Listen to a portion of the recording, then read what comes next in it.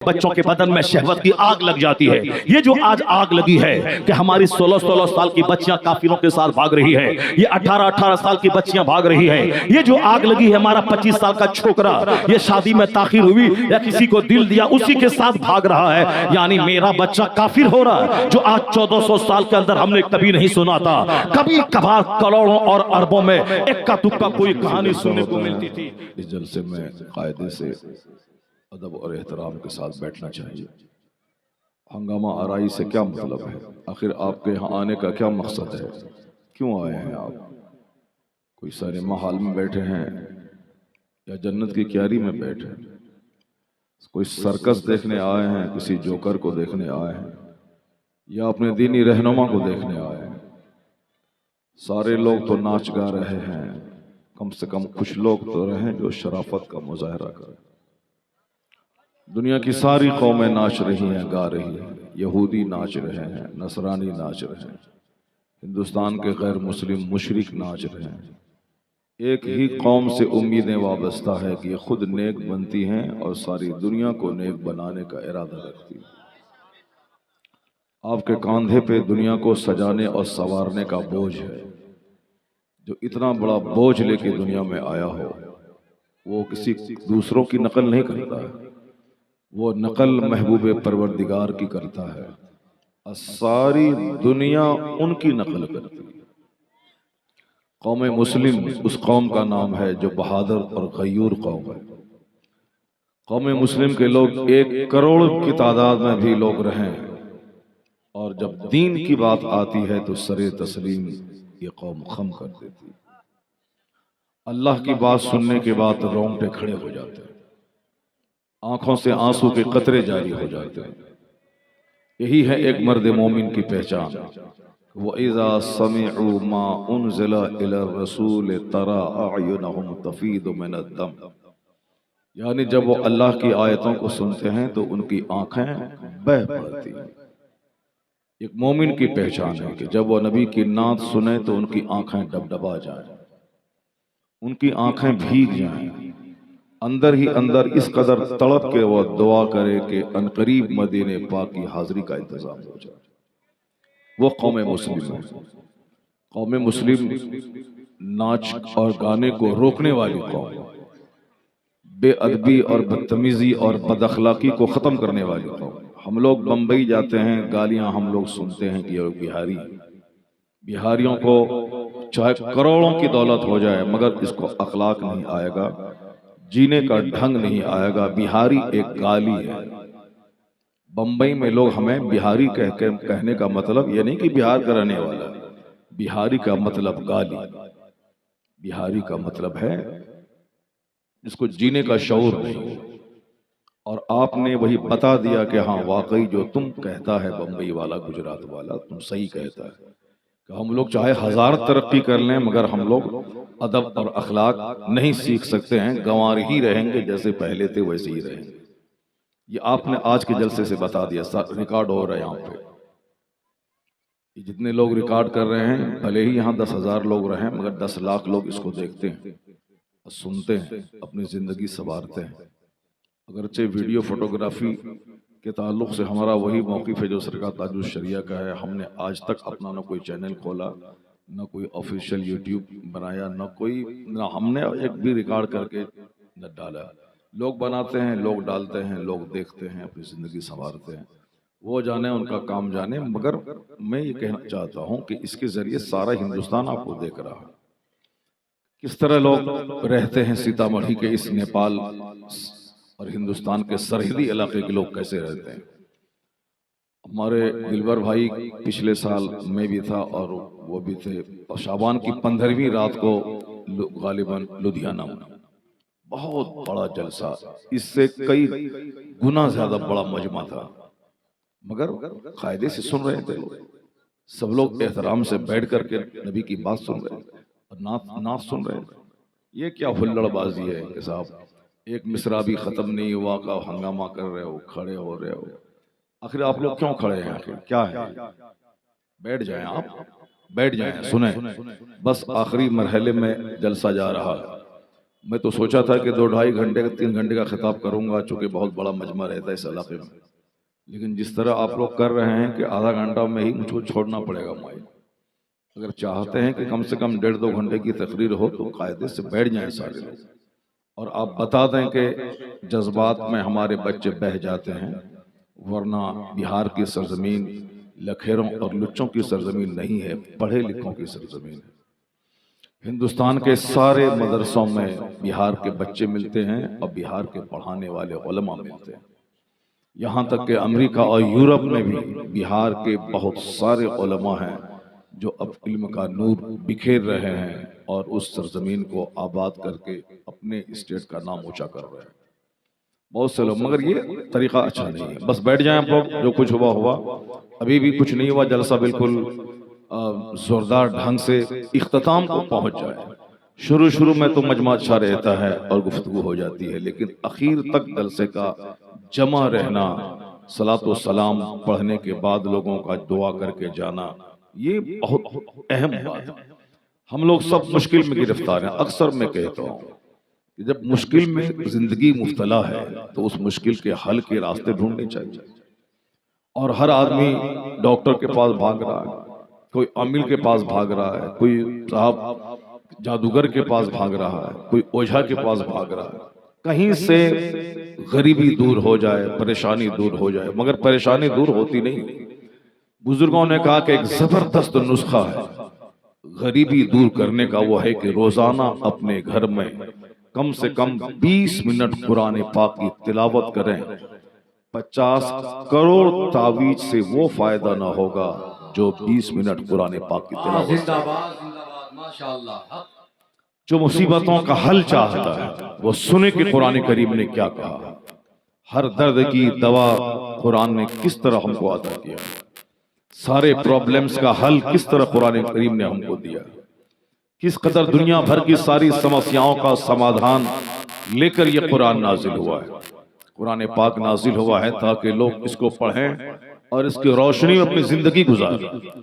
صرف قرآن پاک رٹنے کا نام حافظ نہیں ہے، بلکہ حافظ قرآن وہ ہے جو قرآن پڑھتا ہو، قرآن پر عمل کرتا ہو، اسی کی فضیلتیں آئی ہیں۔ من قرأ القرآن وعمل بما فیہ، جس نے قرآن پڑھا اس پر عمل کیا اور اس کے حلال کو حلال سمجھا، حرام کو حرام جانا، تب اس کو عزت کا وہ تاج ملے گا کہ البس والداہ تاج یوم القیامہ ضوءہ احسن من ضوء الشمس فی بیوتکم الدنیا، یعنی جس نے قرآن پڑھا اس پر عمل کیا اور قرآن کے حلال کو حلال سمجھا اور حرام کو حرام جانا، یعنی جس کو حرام کہا ہے قرآن نے اس کو وہ مانا، اس پر عمل کیا، اور جس کو قرآن نے حلال کہا ہے اس کو حلال جانا، سمجھا اور اس پر عمل کیا، تب ان کے ماں باپ کو وہ عزت کا تاج پہنایا جائے گا جس کی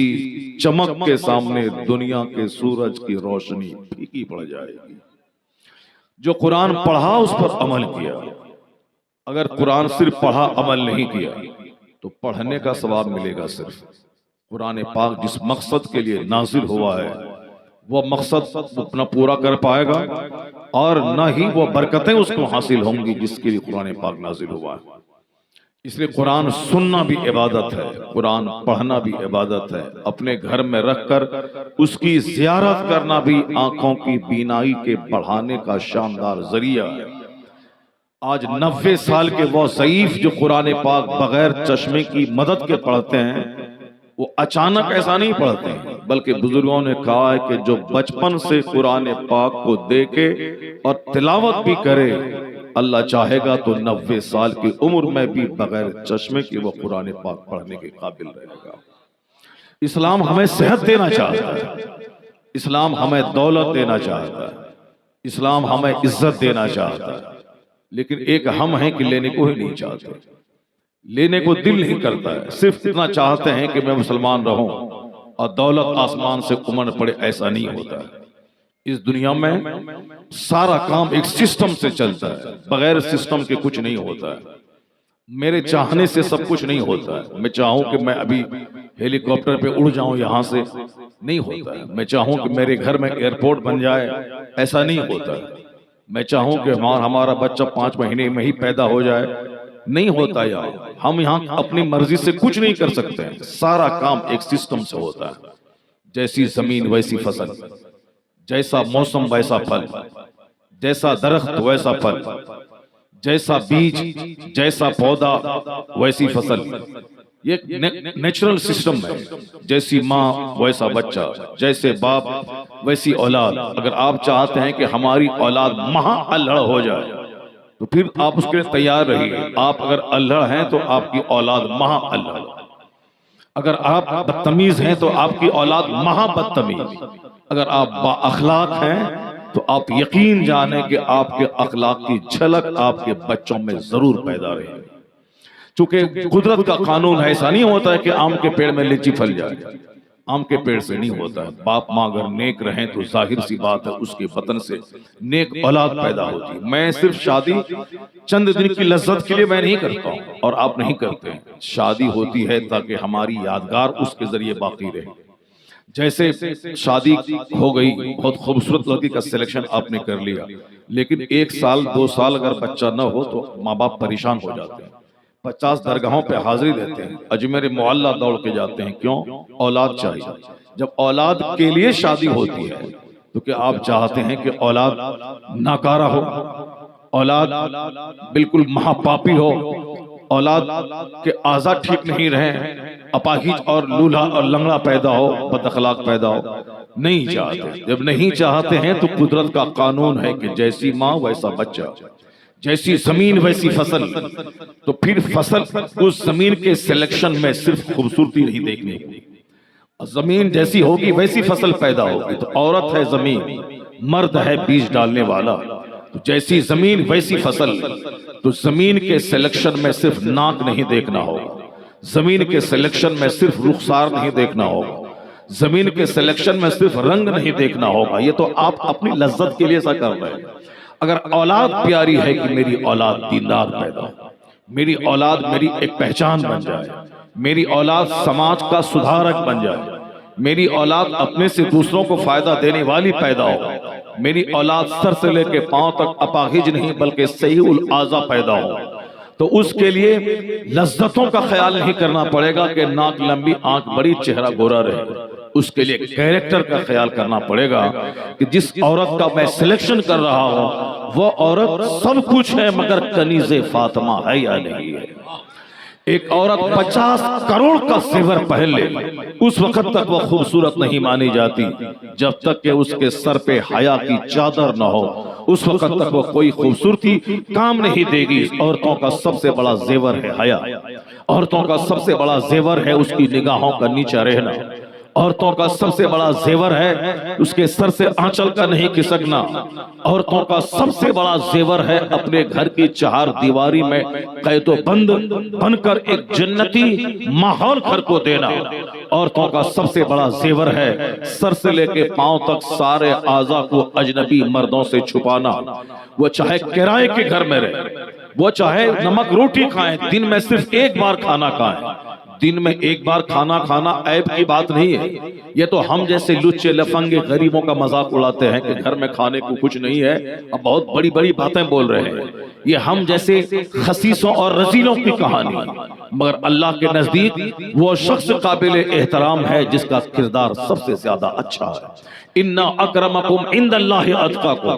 Undoubtedly most respectable near Allah is one who is God fearing person. اللہ کے نزدیک سب سے زیادہ قابل عزت وہ ہے جو جتنا زیادہ اللہ سے ڈرنے والا ہے، جس کا دامن جتنا گناہوں سے فری ہو، پاک ہو، وہ اتنا ہی زیادہ اللہ کے نزدیک عزت کے قابل ہے. بھلے ہی وہ کرائے کے گھر میں رہے، بھلے ہی وہ نمک روٹی کھائیں، بھلے ہی وہ 2 دن کے بعد 1 دن سوکھی روٹی کھائیں پانی میں بھگا کر. یہ عیب کی بات نہیں ہے. اگر عیب کی بات ہوتی تو کوئی نبی ظاہری طور پر غریب نہیں ہوتے، بلکہ اکثر انبیاء کرام کی جو ظاہری حالت ہے وہ ظاہری حالت یہی تھی کہ ان کا گھر بالکل چھوٹا، ایسا کہ سر اٹھائیں تو چھت میں لگ جائے. ان کا گھر اتنا چھوٹا کہ پاؤں پھیلائیں تو اس دیوار میں لگ جائے اور سر اس دیوار میں لگ جائے. یہ ان کے گھر کا عالم تھا. ان کے گھر کی خوراک کا عالم تھا کہ 1 مہینے تک گھر میں چولہے میں آگ نہیں سلگتی تھی.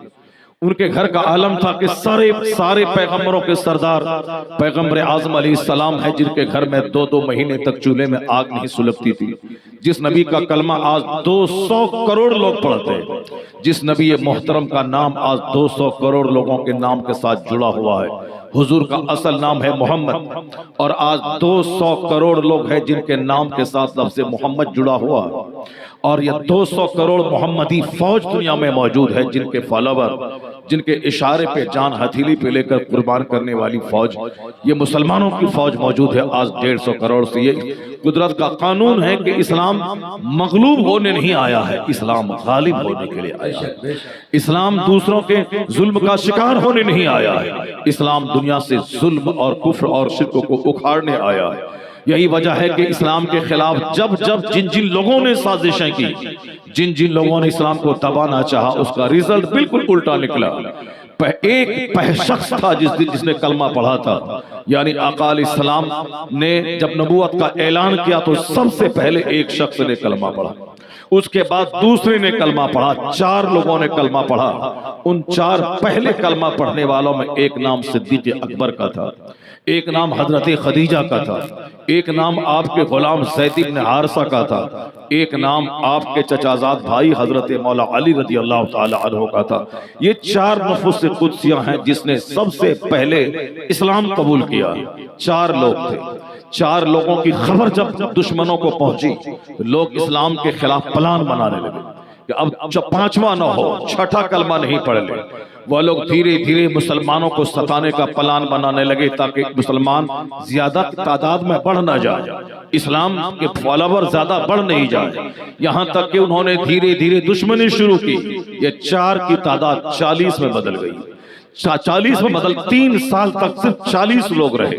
اس کے بعد جیسے کافروں کو بھنک لگی، یہ ہمارے بتوں کو مسلمان برا کہتے ہیں، یہ ایک نیا دین، وہ اپنے حساب سے ایک نیا دین انہوں نے لایا ہے، مذہب اسلام، یہ ہماری بتوں کے اور کفر اور شرک کے خلاف یہ بولتے ہیں۔ دشمنی بڑھا دی تو 40 لوگ کلمہ پڑھتے تھے، مگر دشمنی بڑھی 4000 لوگوں نے کلمہ پڑھ لیا۔ دشمنی بڑھتی گئی، 4000 40,000 میں تبدیل ہو گئے۔ لوگوں نے اتنی دشمنی بڑھا دی کہ پیغمبر اعظم کو مکے میں رہنا مشکل ہو گیا۔ یہ بنیادی تاریخ میں اسلام کی بیان کر رہا ہوں، چونکہ آج ہمارے نوجوانوں کے دماغ میں یہ بات ہے کہ آنے والا فیوچر ہمارا ڈارک ہے اور ہمارا خطرے میں ہے۔ ظاہر سی بات ہے، جیسے آپ جی رہے ہیں، آپ کی مسجدیں ویران ہیں، آپ کے گھر سنیما دیکھنے والی LED ٹی وی سے آباد ہے، آپ کے جلسے ہلڑ بازی کے نظر ہو رہے ہیں۔ یہ جلسہ ہے تاکہ ہم پابندی سے صبح تک بیٹھ کر وہ بات سیکھ لیں کہ ایک عالم جو 20 سال میں مطالعہ کر کے جانتا ہے، وہ 20 سال کی بعد میں 2-4 گھنٹے میں جان لوں۔ یہ جلسہ ایک موبائل چلتا پھرتا مدرسہ ہوتا ہے، اور عالم دین یہاں کامیڈی نہیں کرنے کے لیے آتے ہیں، یہاں کامیڈی نہیں ہوتی ہے، یہاں رویا جاتا ہے، یہاں اپنے گناہوں پہ ماتم کیا جاتا ہے۔ یہاں قرآن کریم اترا ہی ہے غم کے ساتھ۔ حضور نے کہا ہے جب بھی قرآن پاک کی تلاوت کرو تو غمگین جیسا چہرہ بنا لے، یعنی غمگینوں جیسا منہ بنا لے۔ جب قرآن کی تلاوت کر تو اگر ہو سکے تو آنسو بہا۔ حضور کہتے ہیں اگر آنسو نہیں نکلے تو آنسو بہانے کی صورت بنا لے، یعنی غمگین چہرہ بنا لے۔ اور لوگ قرآن پڑھ کے لوگ کامیڈی کر رہے ہیں، اس جلسے کو لوگوں نے کامیڈی بنا دیا ہے، یعنی ہنسنا سارے لوگ تو ہنس ہی رہے، سنیما دیکھنے والا وہ تو کامیڈی کر ہی رہا غم بھلانے کے لیے۔ یہ صاحب قوالی والے لوگوں کو قوالی شائق اور دلدادہ قوالوں کو بلا کر کے وہ ہارمونیم اور طبلہ اور باجا اور موسیقی تو سن ہی رہے، کامیڈی راجو سریواستو کا پروگرام تو لوگ سن ہی رہے، ان کو بلا کر کے ہنسانا اور مسکرانا، کہا مارنا، غم بھلانا۔ مگر معلوم ہے جو راجو سریواستو سارے ہندوستان کو ہنساتا رہا، کس قدر کم عمری میں، یعنی عمر 60 سال 70 سال نہیں تھی بلکہ 50 کے اندر ہی اس کی عمر تھی، اس کم عمری میں کروڑوں کو ہنسانے والا خود بہت زیادہ رنجیدہ، پرملال، غمناک حالت میں اس دنیا کو چھوڑ کے چلا گیا۔ دوسروں کو ہنسانے والا اندر سے ٹوٹا ہوا تھا، اندر سے اس کا چہرہ باہر سے چہرہ کالا ہو چکا تھا۔ جو دوسروں کو ہنساتا تھا وہ بند کمرے میں روتا تھا، جس کا تعارف مجمع میں قہقہا تھا کہ مجمع میں لوگ ان کا نام ہی کہتے تھے قہقہا آ رہا، یعنی خود ہنستا ہے دوسروں کو ہنساتا ہے، ایسی باتیں کرتے قہقہا ہے، لیکن جب بھی اس کو تنہائی میں دیکھا گیا وہ روتا ہوا ملا۔ قہقہا مارنے والا تنہائی میں رو رہا ہے اور آپ اس کی نقل کر رہے ہیں، وہ رو رہا ہے۔ قہقہا مارنے میں غم ہلکا نہیں ہوتا، کامیڈی سے اگر غم ہلکا ہو تو آج 25 سال سے ہندوستان میں پنجاب کا وہ شخص ہندوستانیوں کو ہنسا رہا ہے، اسے تو سب سے زیادہ مست رہنا چاہیے، لیکن اس کا چہرہ سوکھا رہتا ہے۔ دنیا کا ایک بہت بڑا کامیڈین جس کا نام چارلی چیپلن ہے، جو برٹش فلم اسٹار کروڑوں جس کے فین ہیں، ان کا ایک جملہ مشہور ہے، اگر تم آدمی ہو اور کچھ سننا چاہتے ہو اور سننے کا فائدہ محسوس کرتے ہو، درخت ہے، درخت سوکھ جاتا ہے جب درخت کو پانی نہیں ملے، اسی طرح یہ آدمی کا دل ہے، جب نصیحت کا پانی اس کو نہیں ملے یہ دل مر جاتا ہے، یہ دل سخت ہو جاتا ہے۔ یہ دل جب زندہ رہتا ہے تو چہرہ ہرا رہتا ہے، یہ دل جب زندہ رہتا ہے تو آدمی زندہ رہتا ہے، اور دل جب بند ہو جاتا ہے، حرکت قلب جب بند ہو جاتی ہے تو آدمی مردہ ہو جاتا ہے۔ اور دل کی بیماری جس کو ہو گئی وہ کبھی زندگی میں خوش نہیں رہے گا، ہمیشہ اس کا چہرہ بجھا سا رہے گا، چونکہ اندر میں ہلکا ہلکا درد ہوتا رہتا ہے، اور وہ درد کبھی بڑھ جاتا ہے تو بے ہوشی میں بدل جاتا ہے۔ تو دل کی بیماری جس کو ہوئی سمجھ لو وہ گیا کام سے، کبھی سچی خوشی نہیں ملے گی، ہمیشہ وہ اندر سے ٹوٹا ہوا رہتا ہے، کروڑوں کے گھر میں رہنے کے بعد بھی خوش نہیں رہے گا، 1000 ایکڑ زمین خریدنے کے بعد بھی وہ خوش نہیں رہے گا، وہ روزانہ 1 کروڑ کمانے کے بعد بھی کبھی خوش نہیں رہے گا۔ اور دل جس کا زندہ وہ زندہ ہے، دل کی بیماری جس کو نہیں ہے وہ مسکراتا رہتا ہے۔ چارلی چیپلن اگر اس دل زندہ ہے تو اس کی بات سن لے، دل اگر مر گیا ہے تو مر جانے دو، اگر دل زندہ ہے تو زندہ دلوں کی بات سن، اگر دل زندہ ہے تو وہ دل مرے نہیں اس کا وظیفہ سن، دل کو مرنے سے بچانے کا نسخہ سن لے، یا دل مرنے سے کیسے بچ جاتا ہے۔ بزرگوں نے کہا ہے کہ جو مولانا 20 سال مدرسے میں پڑھتا ہے، اگر وہ 3 دن کتابوں کا مطالعہ چھوڑ دے ان کا دل مرنے لگتا ہے۔ جو 20 سال مدرسے میں پڑھیں اور اس کے بعد فراغت کے بعد 3 دن کتابوں کا مطالعہ چھوڑ دے ان کا دل بھی مرنے لگتا ہے۔ جو کبھی پڑھا ہی نہیں اور کتاب کا مطالعہ نہیں کرتا ہے ان کے دل کے مرنے کا عالم کیا ہوگا۔ اس لیے اپنے دل کو زندہ رکھنے کے لیے عالموں کو مرتے دم تک پڑھنا پڑتا ہے۔ سرکار تاج الشریعہ دنیا کے بہت بڑے عالم دین کا نام، عالم العلماء کا نام، سید العلماء عالموں کے سردار کا نام، 10 کروڑ کم و بیش آپ کے مریدوں کی تعداد، جن میں میجورٹی علماء کرام کی ہے۔ جو مفتی اعظم ہند کے مریدوں میں زیادہ تعداد عالموں کی تھی، اسی طرح سرکار تاج الشریعہ کے مریدوں کی تعداد ہے اکثر علماء کی تعداد۔ اس وقت کے جتنے بڑے بڑے عالم مدرسوں میں، مسجدوں میں، خانقاہوں میں جہاں بھی ملیں گے، آج سے 25 سال پہلے کے عالم اکثر مفتی اعظم ہند کے مرید، اور آج کے ڈیٹ میں جتنے اچھے عالم ملیں گے اکثر 90% عالم وہ سب سرکار تاج الشریعہ کے مرید ہیں۔ ایک عالم اگر کسی پیر سے مرید ہو جائے تو 1 لاکھ جاہل کا مرید ہونا ایک طرف، ایک عالم کا مرید ہونا ایک طرف، چونکہ عالم جلدی کسی کو نہیں مانتا ہے۔ عالم دین قرآن اور حدیث کی روشنی میں کسوٹی پہ پرکھ کر کے تب کسی کے ہاتھ پہ ہاتھ دیتا ہے، چونکہ وہ خود قرآن حدیث کا جانکار ہوتا ہے۔ ہاں اگر وہ خود جانکار نہیں ہے تو پھر وہ تو جس طرح عام آدمی ہے اسی عام آدمی میں وہ بھی شامل ہے، وہ چاہے جس کو چاہے کتب بنا دے، چاہے وہ بابا ہو، ڈھونگی ہو، بے نمازی ہو، شرابی ہو، سب کو وہ مجذوب کہہ دے گا۔ لیکن جو حقیقت میں عالم ہے، جو قرآن حدیث کا جانکار ہے، وہ سب کے ہاتھ پہ ہاتھ نہیں دیتا، وہ جان چھان پھٹک کر کے ہاتھ دیتا ہے۔ سرکار تاج الشریعہ عالموں کے سردار کا نام کیوں؟ اشرفیہ میں سیمینار ہو رہے ہیں، فتوے پہ بحث ہو رہی ہے، سینکڑوں مفتیان کرام پریشان ہیں کہ اس مسئلے کا حل کیا ہوگا، کوئی جزیہ نہیں مل رہا، گھنٹوں سے لوگ پریشان ہیں۔ لیکن تاج الشریعہ 1 منٹ کے لیے جب مسکراتے تھے، جب زبان آپ کی کھلتی تھی تو سارے مفتی دنگ رہتے تھے کہ جہاں ہم لوگ گھنٹوں سے پریشان ہیں، مسئلے کا حل نہیں نکل رہا ہے، وہاں چٹکی میں سرکار تاج الشریعہ نے مسئلے کا حل بتا دیا ہے۔ 1400 سال کی اکثر کتابوں پہ نظر تھی تاج الشریعہ کی، کہ کون سی کتاب میں کس کتاب کے کس پیج میں اس کا جزیہ موجود ہے۔ فتویٰ عالمگیری نگاہوں کے سامنے مستحضر، فتویٰ قاضی خان نگاہوں کے سامنے مستحضر، 1400 سال کے درمیان کی جتنی کتابیں ہیں، الترغیب والترہیب، کنز الامال، یہ اکثر بڑی بڑی موٹی موٹی کتابیں ہیں۔ مصنف عبد الرزاق کا نام ہم لوگوں نے سنا ہے، بہت سارے عالموں نے پڑھا تک نہیں، مگر اس کتاب کے اکثر اوراق ان کی نگاہوں کے سامنے موجود رہتے تھے۔ ایک بار پڑھ لیتے، ساری زندگی کے لیے وہ کتابیں آپ کے دل اور دماغ میں ہمیشہ کے لیے بیٹھ جاتی تھی۔ معلوم ہے ایسا کچھ کرامت نہیں تھی، انہوں نے محنتیں کی، بہت محنت کی ہے۔ ایک تو خداداد ذہن تھا ہی، لیکن جس نے ان کو دیکھا، اسی علاقے کے ایک بہت بڑے عالم دین ہیں جن کا وصال ہو گیا ہے، ان کا بیان ہے کہ مفتی عبد الواجد صاحب کا بیان ہے کہ میں نے طالب علمی کے زمانے میں اختر رضا خان ازہری تاج الشریعہ کو دیکھا ہے، وہ اپنے گھر سے مسجد جاتے تھے تو اس درمیان ان کے ہاتھ میں کتاب ہوتی تھی اور وہ کتاب پڑھتے ہوئے مسجد جاتے تھے۔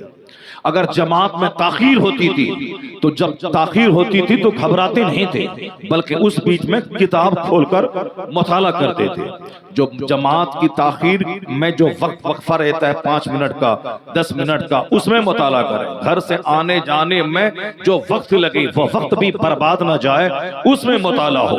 جو سلیبس میں 5 کتابیں رہتی تھی، جس طرح سے فارسی کی پہلی ہے آمد نامہ ہے، منہاج العربیہ ہے، انوار شریعت ہے، یہ 4-5 کتابیں ہیں، لیکن ان کے علاوہ خارجی 10 کتابوں کا مطالعہ وہ کیا کرتے تھے۔ جب ہندوستان میں عالم فاضل مفتی بننے کے بعد جب وہ مصر پڑھنے گئے تو 3 سال تک وہاں رہے۔ دریائے نیل بازو میں تھا، جس کو ساری دنیا دیکھنا چاہتی ہے۔ 3 سال وہاں رہے مگر دریائے نیل کو دیکھنے نہیں گئے۔ میرا بیٹا دلی پڑھنے جاتا ہے تو یونیورسٹی بعد میں جاتا ہے، قطب مینار دیکھنے پہلے جاتا ہے، لال قلعہ دیکھنے پہلے جاتا ہے۔ ہمارے لوگ مزدوری کرنے دلی جاتے ہیں تو وہ کام کریں گے، مشین پر بیٹھیں گے، 5 دن کے بعد جو 2 دن ریسٹ کا ہوتا ہے، وہ ریسٹ کے دن میں وہ کناٹ پلیس دیکھنے جاتا ہے، وہ قطب مینار لال قلعہ دیکھنے جاتا ہے جو ہسٹوریکل بلڈنگ ہے، اور وہ موقع ملے تو وہ تاج محل دیکھنے چلا جاتا ہے۔ جو گھمکڑ ہے وہ ساری زندگی گھومتا رہے گا، لیکن جس کی نظر کتاب پہ رہتی ہے وہی عالموں کی جماعت کا سردار کہلاتا ہے۔ 3 سال تک رہے مصر میں، دریائے نیل کو نہیں دیکھا، صرف درسگاہ اور ہاسٹل جہاں وہ رہتے تھے، اور ہاسٹل، درسگاہ اور کتاب، پوری فوکس انہوں نے کتاب پہ دے دی، پوری توجہ کتاب پہ دے دی۔ یہاں سے گئے تھے عالم فاضل بن کے گئے تھے ہندوستان سے، اس اعلیٰ تعلیم ہائر ایجوکیشن کے لیے گئے تھے، اور وہاں تھوڑی سی اسٹڈی کرتے کام ہو جاتا، لیکن انہوں نے اپنے علم کو نکھارنے کے لیے پوری انرجی جھونک دی۔ یعنی جب بھی کھانے پینے، پیشاب پاخانہ کرنے، سونے اور نماز پڑھنے سے فرصت ملتی، اس کے بعد جو بھی ٹائم ملتا صرف مطالعے میں لگا دیتے تھے۔ صرف مطالعے میں، جس طرح آج کا بچہ IAS آفیسر بننے کے لیے 18 گھنٹے پڑھتا ہے۔ شبھم کمار نام کا ایک بہاری آج پچھلے سال پورے ہندوستان میں IAS میں ٹاپ کیا، یعنی ہندوستان کا ہائی کلاس کا کمپٹیشن انہوں نے ٹاپ کیا۔ ان کے بارے میں سنا کہ وہ 18 گھنٹے اسٹڈی کرتا تھا۔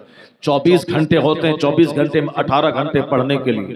اب آپ آگے بتاتے ہیں کہ کتنے گھنٹے بچ گئے، اسی میں سونا بھی ہے، پیشاب پخانا بھی کرنا ہے، دوسری ضرورتیں بھی پوری کرنی ہے۔ ظاہر سی بات ہے جنون چاہیے۔ اگر کوئی چاہتا کہ میں ہندوستان میں DM بن جاؤں، وہ بزدل اور کمزور آدمی نہیں بن پائے گا، اس کے لیے لڑنے کی صلاحیت ہو، وہ ہاتھ سے لڑنے کے لیے ہی بلکہ علم اور کتاب کے مطالعے سے لڑنے کی صلاحیت ہو۔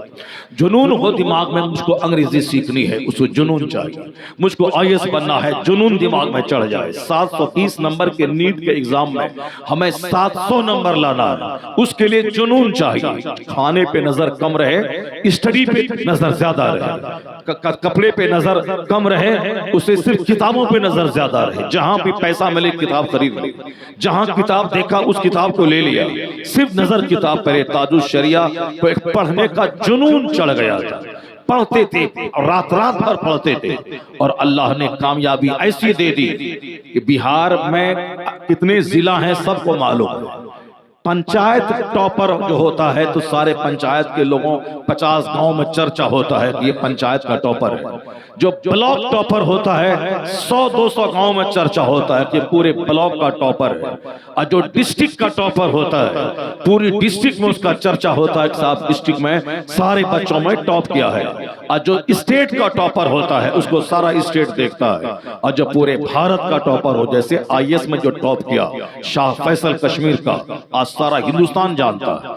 और आज से 1 साल पहले शुभम कुमार वो गैर मुस्लिम, आज सारा हिंदुस्तान उसको जान रहा है। आज से 25-30 साल पहले सीमान का एक लड़का था जो IAS में टॉप किया था, मुसलमान घराने का, उसको सारा हिंदुस्तान जानता था। और मैंने भी उनको 30 साल पहले उसी पीरियड में जाना।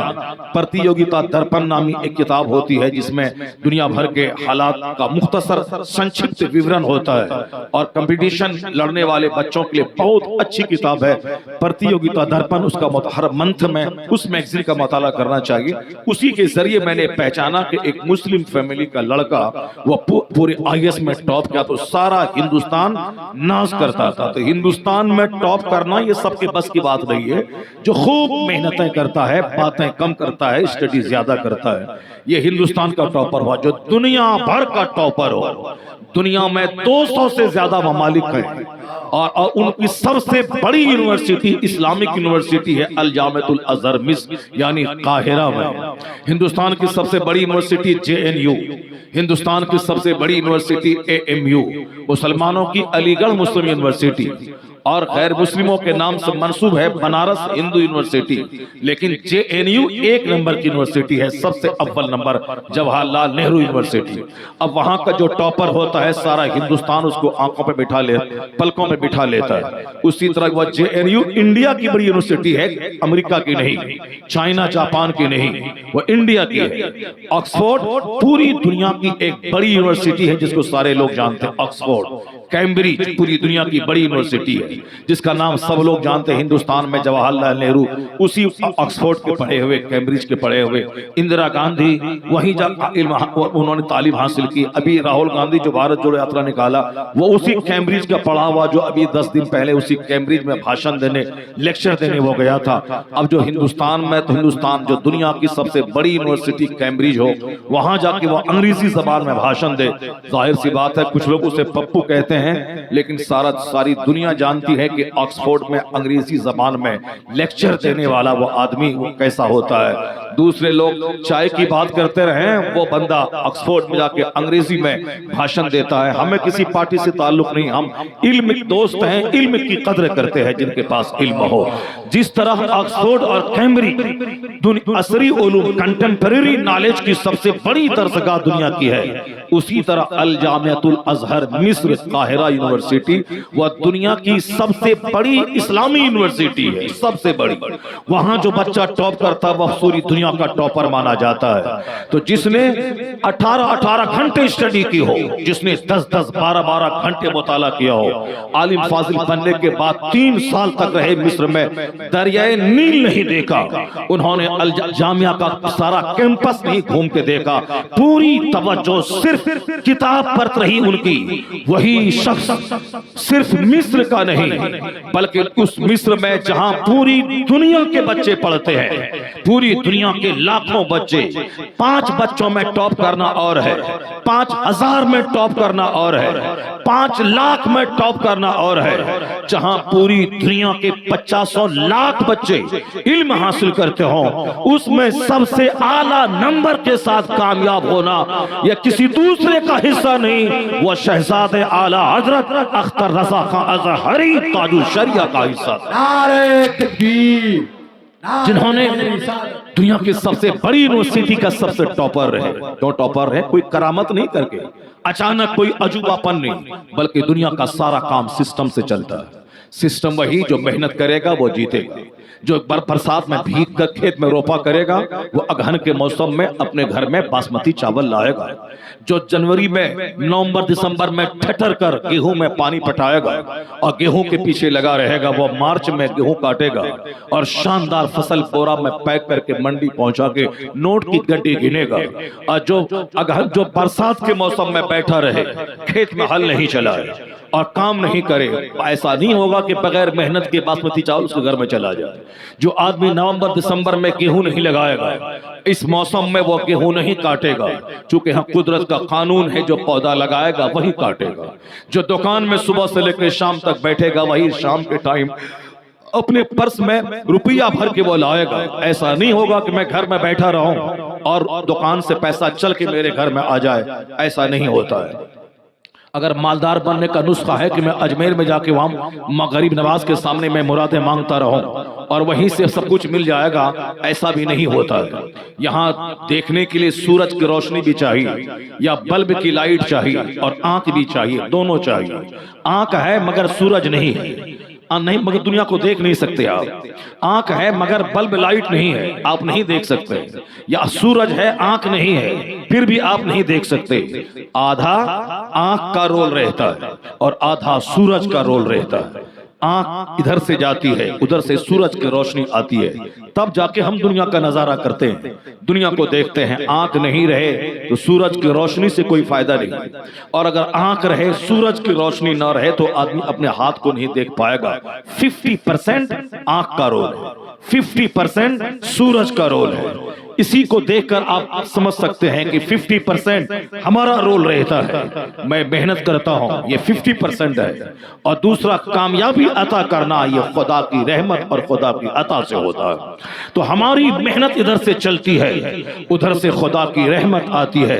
جہاں محنت اور رحمت دونوں مل جائے، کامیابی وہی ہمارا قدم چومتی ہے۔ اجمیر معلیٰ جانا، وہاں سے دعا کروانا، یہ 50% ہے۔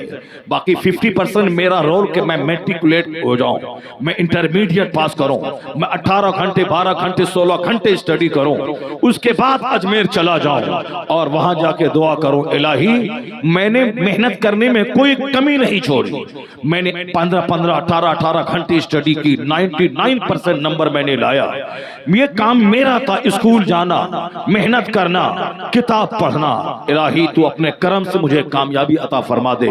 غریب نواز کی تربت پرنور کا واسطہ ہے، جہاں اللہ والے آرام کرتے ہیں وہ جگہ مقام مستجاب ہو جاتی ہے۔ جہاں اللہ والے کا کپڑا ہو، جس کپڑے کو پہن کے ہزار رکعت وہ نمازیں نفل پڑھا ہے، وہ کپڑا اس کے بدن کا بابرکت ہو جاتا ہے، جن کے وسیلے سے دعائیں قبول ہوتی ہیں۔ اللہ والا جس جگہ بیٹھ کر 50,000 ختم قرآن کرتا ہے، اس جگہ قیامت تک کے لیے وہ جگہ مقام مستجاب ہو جاتی ہے۔ حضرت عثمان غنی رضی اللہ تعالیٰ عنہ مصطفیٰ کے داماد بھی ہیں اور خلیفۃ المسلمین بھی ہیں، خلیفہ سوم ہیں، اور سابقون الاولون میں ان کا ایک نام آتا ہے عثمان غنی کا۔ کیوں؟ اس لیے کہ وہ سب سے پہلے اسلام لانے والوں میں ان کا نام آتا ہے، میں ہجرت کرنے والوں میں ان کا پہلا نام آتا ہے، جو مکہ چھوڑ کر حبشہ گئے اور پھر حبشہ چھوڑ کر مدینہ آئے، صاحب ہجرتین ہیں عثمان غنی، اور پھر ذو النورین ہیں عثمان غنی۔ حضور کی ایک بیٹی آپ کے نکاح میں جب ان کا انتقال ہو گیا تو حضور نے اپنی دوسری بیٹی کا بھی عقد عثمان سے کر دیا۔ ہم لوگ اگر کسی کو اپنا داماد بنا لے اور اگر ہماری بیٹی اتفاق سے مر جائے، اللہ نے کرے ایسا ہو، تو آپ پھر دوبارہ اس کو اپنی بیٹی نہیں دیتے ہیں، یہ سوچ کر کہ نہیں یہ تو آدم خور ہے، ہماری بیٹی اس کے ہاں گئی اور وہ مر گئی، دوسری دوں گا، دوسری بھی مر جائے گی۔ یہ ہم جیسے کمزوروں کی کہانی، جو عالموں کی صحبت میں نہیں رہتے، جو کتابیں نہیں پڑھتے، جو اپنے حساب سے دنیا کو دیکھتے، جبکہ اللہ نے اپنے محبوب کو رول ماڈل بنا کے بھیجا۔ اللہ نے اپنے حبیب کو دنیا کے لیے ماڈل بنایا ہے کہ نبی کو دیکھ زندگی گزار، اپنی عقل پہ بھروسہ کرے گا تو پاگل ہو جائے گا، نفس کی پیروی کرے گا تو جہنم کی وادی میں جائے گا، شیطان کی پیروی کرے گا تو دونوں جہان کا خسارہ اور گھاٹا ہاتھ آئے گا۔ پیروی نہ شیطان کی کرنا، نہ پیروی اپنے نفس کی کرنا، ورنہ یہ نفس رسوا کر دے گا۔ یہ نفس تو بولے گا کہ فلاں کی بیٹی جا رہی ہے، ذرا غور سے دیکھ کے آنکھ کی لذت حاصل کر لے، آنکھ کو سیک لے، مگر شریعت کہتی ہے خبردار، پہلی نظر تمہاری ہے، دوسری نظر پڑی تو وہ شیطان کی ہے، اب وہاں سے گناہ شروع ہو جائے گا۔ پہلی نظر پڑ گئی اچانک تو وہ معاف ہے، اگر دوسری نظر اٹھی وہاں سے گناہ شروع ہے۔ اور جو اپنی آنکھ کو حرام دیکھ دیکھ کر بھر لے گا، اللہ تبارک و تعالی اس کی آنکھ کو قیامت کے دن آگ سے بھر دے گا۔ جو لوگ موبائل میں گندی تصویریں دیکھتے ہیں وہ چوکس اور چوکنا ہو جائیں کہ اپنی آنکھ میں آگ بھرنے کا سامان کر رہے ہیں۔ من ملأ عینہ من الحرام ملأ اللہ عینہ یوم القیامت من النار، آیا ہے کتاب میں کہ جس نے اپنی آنکھ کو حرام چیزوں سے بھر لیا، اللہ قیامت کے دن اس کی آنکھ کو آگ سے بھر دے گا۔ اب یہ حرام سے بھرنے کا مطلب دوسروں کی بہو بیٹی کو تاک جھانک کرنا، اور پھر موبائل میں عورتوں کی تصویر دیکھنا، لذت لے کر دیکھنا، سنیما کے پردے پہ دیکھنا، واٹس ایپ یوٹیوب میں عورتوں کی تصویریں دیکھنا، سنیما کے پوسٹر لگے ہیں دیوار پہ اس کو گھر گھر کے دیکھنا، لذتیں حاصل کرنا، یہ ہوا آنکھ کا گناہ، یہ ہوا آنکھ کو آنکھ حرام سے بھرنا۔ ایک دن اگر کوئی بھر لے اس کی سزا کیا ہے ذرا دیکھ لیں۔ ایک کتاب میں نے پڑھا کہ ایک شخص پلسرات سے گزر رہا تھا، گزرے گا اور ایک خطرناک اژدہا سانپ اس کے چہرے پہ ایک زوردار تماچا مارا، یہاں تک کہ اس کی آنکھ ایک طرف کی گئی، ایک طرف کا پورا چہرہ کالا ہو گیا۔ وہ جنتی ہے، وہ شخص نماز روزے کا پابند ہے، مگر اس کے بعد جب وہ جنت میں داخل ہوا تو جنتیوں نے دیکھا کہ ایک آنکھ ادھر کی کالی ہے، ایک طرف کا چہرہ کالا ہے۔ وہ سانپ نے پلسرات پہ اسے مارتے ہوئے کہا تھا کہ ایک دن تم نے ایک خوبصورت نابالغ لڑکے کو تم نے غور سے دیکھا تھا، ایک نظر تم نے دیکھا تھا، اسی کی یہ سزا ہے۔ اگر دوبارہ تم دیکھ لیتے تو تمہارا دوسری طرف کا چہرہ بھی میں کالا کر دیتا، لیکن تم نے ایک بار اسے غور سے دیکھا تھا، یہ اسی کی سزا ہے کہ سانپ کا ایک زوردار تماچا ایک طرف کے چہرے کو گلا دیا۔ سزا مل گئی، چونکہ متقی تھا، پرہیزگار تھا، نیک تھا، تلاوت قرآن کا پابند تھا اور بہت نیک تھا، نماز کبھی نہیں چھوڑتا تھا، اس لیے وہ جنت تو چلا گیا، مگر ایک دن نگاہ بہکی تھی، اس کی وہ سزا تھی۔ اور جو روزانہ 50 گھنٹے نہیں، 50 بار نہیں، روزانہ 4-4 5-5 گھنٹے موبائل میں گندی تصویریں دیکھتا ہو، دوسروں کی تصویریں دیکھتا، یہ بتا دے کہ وہ کتنے تماچا کھانے کے قابل ہے، کتنا چہرہ ان کے پاس ہے۔ ایک تماچا ادھر سانپ مارے گا تو ادھر کا چہرہ گل جائے گا، دوسرا تماچا ادھر کا گل جائے گا، یہ تو 2 بار دیکھنے کی سزا ہے۔ اور جو دن میں 10-10 بار دیکھتا ہو، چوک چوراہے پہ دکان پہ کھڑے ہو کے چائے کی چسکیاں لے کر آنے جانے والی عورتوں کو دیکھنے کے پلان سے ہی وہ گھر سے سج دھج کر 4 بجے نکل کر چوک پہ کھڑا رہتا ہو تاکہ نگاہوں کو سیکیں 1 گھنٹہ، پھر واپس گھر چلے جائیں شام میں، اور پھر گھر میں بیٹھ کر دروازہ بند کر کے موبائل میں گندی تصویریں دیکھیں اور رات بھر دیکھیں۔ عورتیں الگ اگر مرد کو دیکھ رہی ہیں وہ بھی تیار رہیں، جس طرح مردوں کا اجنبی عورتوں کا دیکھنا گناہ ہے، آنکھ کو آنکھ سے بھرا جائے گا، اسی طرح عورتوں کا بھی اجنبی مردوں کا دیکھنا گناہ ہے، ان کی آنکھوں کو بھی آگ سے بھر دیا جائے گا۔ جس نے اپنی آنکھ کو حرام سے بھر لیا، اللہ قیامت کے دن اس کی آنکھ کو آگ سے بھر دے گا۔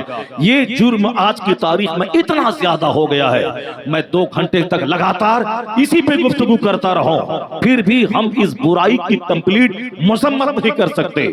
90% کا 100 میں 99.9% میں سمجھ لوں کہ 1000 میں کوئی ہوگا جو اس خطرناک گناہ سے بچتا ہوگا، ورنہ پورا آوا کا آوا بگڑا ہوا ہے، سارا سماج تباہی کی نظر ہو گیا ہے۔ آج سے 50 سال پہلے لوگ جلسے میں جاتے تھے، تقریر سنتے تھے، تو آج 50 سال کے بعد بھی وہ بوڑھا اگر زندہ ہے تو کہتا ہے میں نے حضور مجاہد ملت کو ایک جگہ دیکھا تھا، مفتی اعظم ہند کو دیکھا تھا، انہوں نے ایک بار میں نے مصافحہ کی تو چہرے پہ ہاتھ لگایا، داڑھی کہاں ہے؟ کہا کہ اسی وقت میں نے توبہ کی اور آج میری عمر 80 سال ہو رہی ہے۔ وہ کہنے والا بولتا ہے کہ 80 سال ہو گئے، مگر اس دن کے بعد سے میں نے دوبارہ اپنی داڑھی میں استورا نہیں لگایا۔ ایک جملہ کافی تھا ان کا، ایک بار چہرہ دیکھ لینا کافی تھا، چونکہ اس وقت آنکھوں میں پانی تھا، حیا کا پانی تھا، کہ عالم نے کہا ہے، بزرگ نے کہا ہے، نیک لوگوں نے کہا ہے، ہمارے پیر و مرشد نے کہا ہے، تو حیا کی وجہ سے ان کی بات کو بندہ بندہ ٹالتا نہیں تھا. کہہ دیا کہ ہاتھ میں کڑا ہے پہننا حرام ہے, فوری توڑ کے پھینک دیا. چونکہ مومن کی صفت ہے جب ان کو ڈرایا جائے تو وہ فوراً سرنڈر کر جائے اور ڈرے, اس کا دل نصیحت قبول کر لے.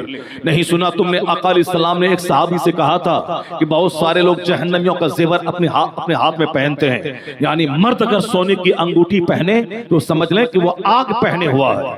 جہنم میں اس کی انگلی کو تپایا جائے گا, جلایا جائے گا جو انگلی میں سونے کی انگوٹھی پہنے. سونے کی انگوٹھی عورت کے لیے پہننا جائز ہے, مرد کے لیے نہیں. عورتیں ایک نہیں بلکہ 2-3 انگوٹھی پہن سکتی ہیں اگر اس کی زکات وہ نکالتی ہیں تب. اگر زکات نہیں نکالیں گی تو پھر وہی انگوٹھی, وہی ہار, وہی نیکلیس اس کے لیے آگ اور ناک کی صورت میں قیامت کے دن بدل جائے گا.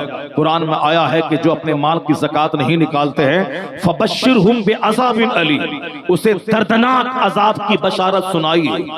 جس دن قیامت کے دن اس کے بدن کو چوڑا کر دیا جائے گا اور زندگی میں جتنا مال کمایا ہے اور جس کی زکات نہیں نکالا ہے ان سبوں کو جنوب ہو. قرآن شریف میں آیا ہے جو مال جمع کرتے ہیں زکات نہیں نکالتے ہیں, اس گن گن کر رکھتے ہیں تو اللہ ان کی پیٹھ کو اسی مال کو آگ میں تپا کے داغے گا. پیٹھ کو, کروٹوں کو, یعنی یہ کروٹ, یہ سینہ, یہ پیٹھ, یہ پیشانی, سبوں کو داغا جائے گا اور وہ اژدہا سانپ اس کے پھن مار کر اس کے چہرے پر بولے گا میں تیرا وہ مال ہوں جس کی تم نے زکات نہیں نکالا. جو پہلے حیا تھی, جب بھی کو کہا جاتا اللہ سے ڈرو, فوری لوگ اللہ سے ڈرتے تھے, فوری اس کو شرم آتی تھی کہ کیسے میں بڑوں کی بات ٹال دوں. چونکہ آج بے حیائی نے میرے دل کو مردہ کر دیا ہے, بے شرمی نے مجھ کو کہیں کا نہیں چھوڑا. حیا اور ایمان یہ دونوں آپس میں چولی دامن کا سمبند ہے. جہاں ایمان ہے وہاں حیا ہے, اور جہاں ایمان نہیں ہے وہاں حیا بھی نہیں ہے. یہود و نصارہ کے یہاں, مشرکوں, کفار مشرکین کے یہاں حیا نہیں ہے, ایمان نہیں ہے تو حیا بھی نہیں ہے. وہاں ایک بھائی شادی کرتا ہے, 4 بھائی بغیر شادی کے اسی بھابھی سے کام چلاتا ہے. یہ ان کے ہاں ہوتا ہے جس کے آج بھی ہندوستان میں ایسا ٹرائب, ایسا قبیلہ موجود ہے. اگر 5 بھائی ہیں, 5 شادی کرے تو 5 پریوار بڑھ جائے گا, خرچ بڑھ جائے گا. اس لیے ایک ہی بھائی شادی کرے گا, 5 بھائی اسی سے کام چلائے گا. حیا اور شرم کا جنازہ اٹھ گیا. یہاں اسلام کہتا ہے کہ اگر کوئی بندہ 2 شادی کر رہا ہے تو ایک کمرے میں دونوں کو ہرگز نہیں رکھے, دونوں بیوی کا الگ الگ روم دے دے اور دونوں بیوی کے پاس ٹائم بانٹ دے, 24 گھنٹے یہاں 24 گھنٹے وہاں. بہت سارے جاہل ہمارے ہاں دوسری شادی تو لپک کے کر لیتے ہیں, مگر رکھنے کا طریقہ جانوروں سے بدتر ہوتا ہے کہ ایک ہی کمرے میں دونوں بیوی کو رکھتے ہیں اور جب جدھر طبیعت کری اس طرف مائل ہو گئے. یہ گواروں اور جانوروں کا طریقہ ہے, اسلام اس کی کبھی اجازت نہیں دیتا. اس لیے کہتا ہے کہ ایک بیوی کر, 4 3 2 کر, مگر اگر تمہیں ڈر ہے کہ میں انصاف نہیں کر پاؤں گا تو صرف ایک کر. اور اگر عدل اور انصاف کر سکتا ہے 2 بیویوں میں تو 2 شادی کر لے, کوئی عیب کی بات نہیں. چاہے دنیا کے لوگ تمہیں عیاش کہیں, وہ پاگل ہے جو شریعت کے قانون پہ انگلی اٹھاتے ہیں اور زبان کھولتے ہیں. اسے زبان زانیوں کے خلاف کھولنا چاہیے. وہ زناکار ہیں جو اپنی بیوی کے علاوہ دوسری عورتوں کو تاک جھانک کرتے ہیں. زنا کی مذمت کرے, اغلام بازی کی مذمت کرے, حرام کاری کی مذمت کرے, سنت کی مذمت نہ کرے. 1 سے 4 بیوی تک مرد کرے, اور اللہ نے دولت دی ہے تو 4 کر ہی لے. 1 کرنا مسکینوں کا کام ہے, غریبوں کا کام ہے. اگر اللہ نے دولت دی ہے, 4 گھر بنا سکتا ہے, 4 کو کھلا سکتا ہے, تو 1 کرنے سے بہتر ہے کہ وہ 4 کر لے تاکہ 4 عورتوں کا بوجھ ہلکا ہو جائے. دنیا میں اگر 4 کروڑ عورت رہیں اور مرد 1 کروڑ رہیں تو پھر بتائیں کہ کمپنسیشن کیسے ہوگا. اسی پہ ایک بار سیمینار ہوا تھا بھاگلپور یونیورسٹی میں. کہا گیا تھا کہ آج جنگیں ہو رہی تھی, کچھ دن پہلے جب جنگ ہوئی تھی, first world war, second world war, اور ابھی جو یوکرین اور روس کی جنگ ہو رہی ہے, جنگ مرد لڑتے ہیں, عورت نہیں لڑتی ہے. جب مرد لڑتے ہیں تو مرد مارے جاتے ہیں, عورتیں نہیں ماری جاتی ہے. عورتیں اپنے گھر میں ہیں, مرد جنگ کرنے گئے, مرد مارے گئے. مرد مارے گئے تو انہوں نے پوچھا تھا کہ first world war, second world war میں ملا کے 8.5 کروڑ لوگوں کی ہتیا ہوئی. یعنی صرف 100 سال کے اندر 850 کروڑ لوگ مارے چلے گئے. لوگوں کو پریشانی ہونے لگی کہ 800 کروڑ لوگ مارے گئے کیسے ہوگا. تو یہ بتا دیں کہ اگر 800 کروڑ لوگ مارے گئے تو 800 کروڑ عورتیں اگر گھر میں ہیں، یہ کمپنسیشن کیسے ہوگا؟ اسی پر گاہے بگاہے سیمینار ہوا، ایک غیر مسلم ہندو اسکالر نے کہا تھا کہ اس کا کمپنسیشن ایک مذہب کے قانون میں نظر آ رہا ہے، یعنی مرد اگر 4 کروڑ ہے اور 4 کروڑ ہیں، عورتیں اگر 16 کروڑ ہیں تو کمپنسیشن کیسے ہوگا؟ انہوں نے کہا کہ ہاں ایک طریقہ ہے، وہ طریقہ ہے مصطفیٰ کا دیا ہوا قانون، وہ قانون نکاح ہے کہ ایک مرد 4 شادی کرے، تو اگر 1 کروڑ مرد ہے 4 کروڑ عورتیں ہیں تو کوئی ہندو مذہب میں اس کا سمادھان نہیں ہے، کوئی کرسچینٹی میں اس کا سمادھان نہیں ہے، کوئی جوز میں اس کا سمادھان نہیں ہے۔ اگر اس سمسیا کا سمادھان ہے تو مذہب اسلام میں سمادھان ہے کہ ایک مرد 4 شادی کرے تو 4 کروڑ عورتیں سما جائیں گی۔ اس طرح سماج میں زلزلہ اور فتنہ پیدا ہونے سے سماج بچ جائے گا، ورنہ مرد ایک رہے 4 عورتیں رہے تو سماج میں زناکاری پھیلے گی، سماج میں بد اخلاقی پھیلے گی، سماج میں کرائم سر اٹھائیں گے۔ تو سماج کو کرائم سے بچانے کے لیے مصطفیٰ کا قانون اپنے اندر بہترین صلاحیت رکھتا ہے۔ تو جو قانون 1400 سال پہلے اپنے دامن میں کمال رکھتا تھا، وہ اس دور سائنس میں بھی وہی کمال رکھتا ہے، اس لیے کہ مصطفیٰ کا قانون انچینجیبل ہے، وہ لاجواب ہے، ہر اعتبار، ہر جہت، ہر اینگل سے کمالات اور خوبیوں کا جامع ہے مصطفیٰ کا قانون۔ بھلے ہی مسلمان نہیں پڑھے، یونیورسٹی میں پڑھے لکھے لوگ مطالعہ کر رہے ہیں، امریکہ کے پریسٹین یونیورسٹی میں لوگ مطالعہ کرتے ہیں۔ نماز کا دنیاوی فائدہ کیا ہے، نماز کا اخروی فائدہ کیا ہے، روزہ کی صحت مند بنانے میں کتنا امپورٹنٹ رول ادا کرتا ہے، اور یہ زکوٰۃ سماج کی غربت دور کرنے میں کتنا رول ادا کرتا ہے۔ یہ حج بیت اللہ انٹرنیشنل فریٹرنیٹی اور برادرہوڈ کا ایک شاندار ایگزیبیشن میں کتنا بڑا رول رکھتا ہے، وہ ان سبوں کو معلوم ہے جو مطالعے کا جگر رکھتے ہیں، جو گہرائی میں ڈوب کر اسلام کے قانون کا مطالعہ کرنا چاہتے ہیں۔ وہ جانتے ہیں بھلے ہی زبان سے 2-4 لچے لفنگے اسلام کے خلاف بول دیں، حضور کو گالی دے دیں، سرکار کے خلاف بول دیں، مگر جہاں جہاں علم کی گہرائی ہے وہاں وہاں سرکار دو جہاں کے ماننے والوں کی تعداد میں اضافہ ہو رہا ہے۔ آپ نرفز کیوں ہو رہے ہو؟ تم اپنے مذہب کو پڑھنا چھوڑ دیا، تم نے کافروں کی طرح شادی بیاہ عقیقہ ختنہ ولیمہ کرنا شروع کیا، تم نے کافروں کی طرح برتھ ڈے کا کیک کاٹنا شروع کیا، تم نے کافروں کی طرح LED ٹی وی میں 24 گھنٹے چھپ کے رہ کر گندے مناظر سے اپنی آنکھوں کو آلودہ کرنا شروع کیا۔ ہم نے اپنی بیٹی کی شادی کو کافروں کے طرز پہ اس کو فضول خرچی کا ذریعہ بنا دیا۔ 25 سال کی محنت کو 25 گھنٹے میں پانی کی طرح بہا دینا ہم نے کافروں سے سیکھ لیا۔ شادی کو نمائش بنا دینا، سامان کو نمائش بنا دینا، یہ ہم نے کافروں سے سیکھا۔ ہمیں تو کہا گیا تھا کہ مسجد میں 5 آدمی کے بیچ میں نکاح کر لے، تاکہ جب بھی لڑکی جوان ہو لڑکا جوان ہو، زیادہ 2-4-10 رسم کی گہرائی نہ ہو کہ اس کی وجہ سے شادی مشکل ہو جائے۔ جس طرح ہم نے آج کل ہلدی لگانا، منگنی کرنا، مہمان کا جانا، پھر مہمان کا آنا، یعنی شادی کا آدھا خرچ اسی آنے اور جانے میں ختم ہو جائے، اور پھر اخیر میں لڑکا والا نیگلیکٹ کر دے کہ نہیں مجھ کو تو پسند ہے مگر میرے داماد کو لڑکی پسند نہیں ہے، جو میرے بیٹے کو بہت چاہتا ہے اس کو پسند نہیں ہے۔ بدتمیز تو کیا ہے؟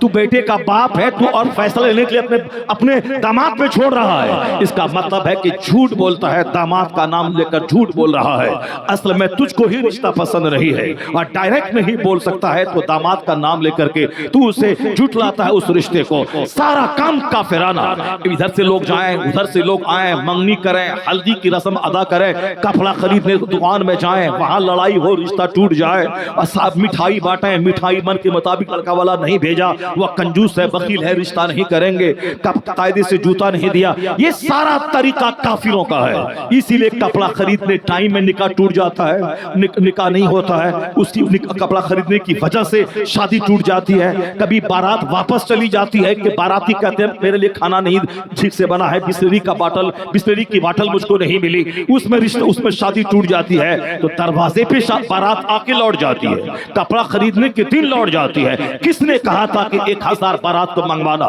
کس نے کہا تھا کہ دونوں پارٹی کے لوگ جا کے مل کے کپڑا خریدنا؟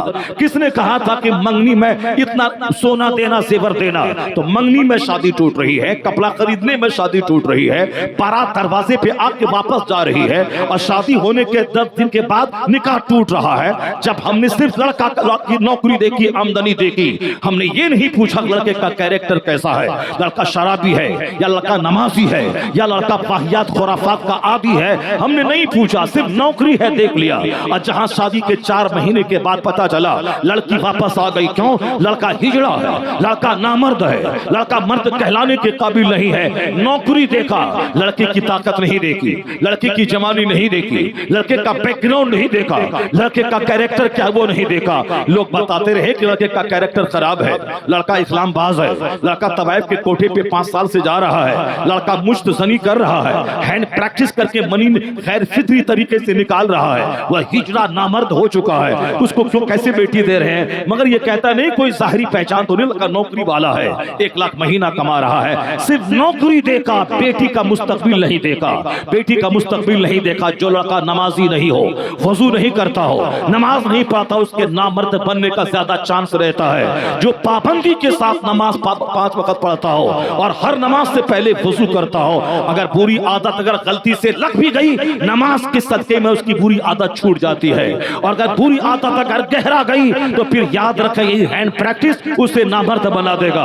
امریکہ میں شادی سے پہلے ڈی این اے ٹیسٹ کروایا جاتا ہے لڑکا مرد ہے یا نہیں ہے، چونکہ وہاں عام طور پر زناکاری عام ہے، اس لیے اب وہاں جو ذمہ دار ماں باپ ہیں شادی سے پہلے ٹیسٹ کرواتے ہیں کہ لڑکا مرد ہے یا نہیں۔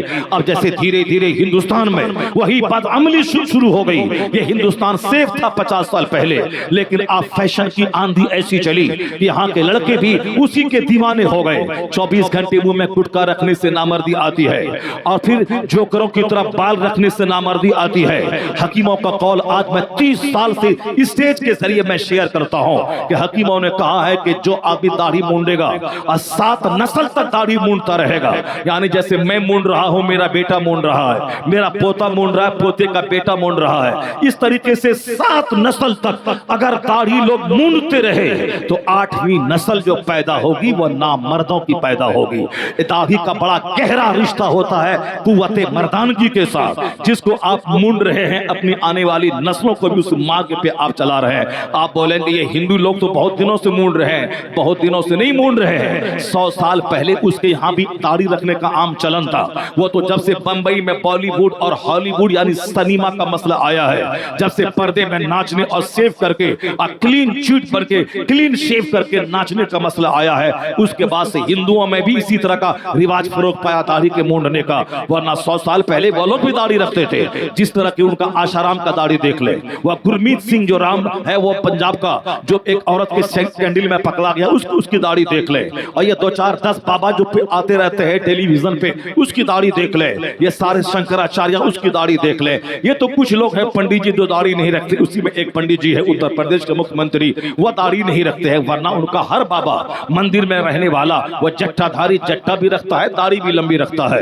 ہندوستان میں سکھ برادری کو دیکھ لے، اس کا خوبصورت 18 سال کا جوان وہ بھی داڑھی رکھتا ہے، اور 90 سال کا بوڑھا وہ بھی رکھتا ہے۔ تو داڑھی مونڈنے کا چلن ابھی 100 سال سے ہوا ہے، تو ابھی 100 سال سے ہوا ہے تو اس کا ریزلٹ اب دیکھنے کو مل رہا ہے، یعنی نامردوں کی تعداد بڑھتی جا رہی ہے، ہجڑوں کی تعداد بڑھتی چلی جا رہی ہے۔ تو پہلے امریکہ میں یہ بات سنی جاتی تھی، لیکن آج دھیرے دھیرے ہندوستان میں ایک بار ابھی پونا گیا تھا 2 سال پہلے، وہاں ایک شخص کی شادی کی بات ہو رہی تھی، اور اس نے کہا کہ کیا کروں، کوئی لڑکی دینے کو تیار نہیں ہے۔ ایک بار ایک لڑکی والا تیار ہوا بھی تو لڑکی آئی میرے ساتھ، اور پھر لڑکی والوں نے کہا کہ ایک ہوٹل میں ایک کمرہ لے کر ان دونوں کو چھوڑ دیا جائے تاکہ دونوں ایک دوسرے کو سمجھ لیں، لڑکی بھی جان جائے کہ یہ مرد ہے کہ نہیں ہے، اور یہ بھی اس کو جان بتلا دے کہ میں مرد ہوں یا نہیں ہوں۔ یعنی بے حیائی کی انتہا ہو گئی۔ پہلے تو شادی سے پہلے لڑکی کا چہرہ دیکھا جاتا تھا تاکہ مرد دیکھ لے کہ لڑکی اس کی اپاہج لولی لنگڑی اور ناک اور آنکھ سے محروم نہیں ہے، بلکہ جس سے وہ نکاح کرنے جا رہا ہے اس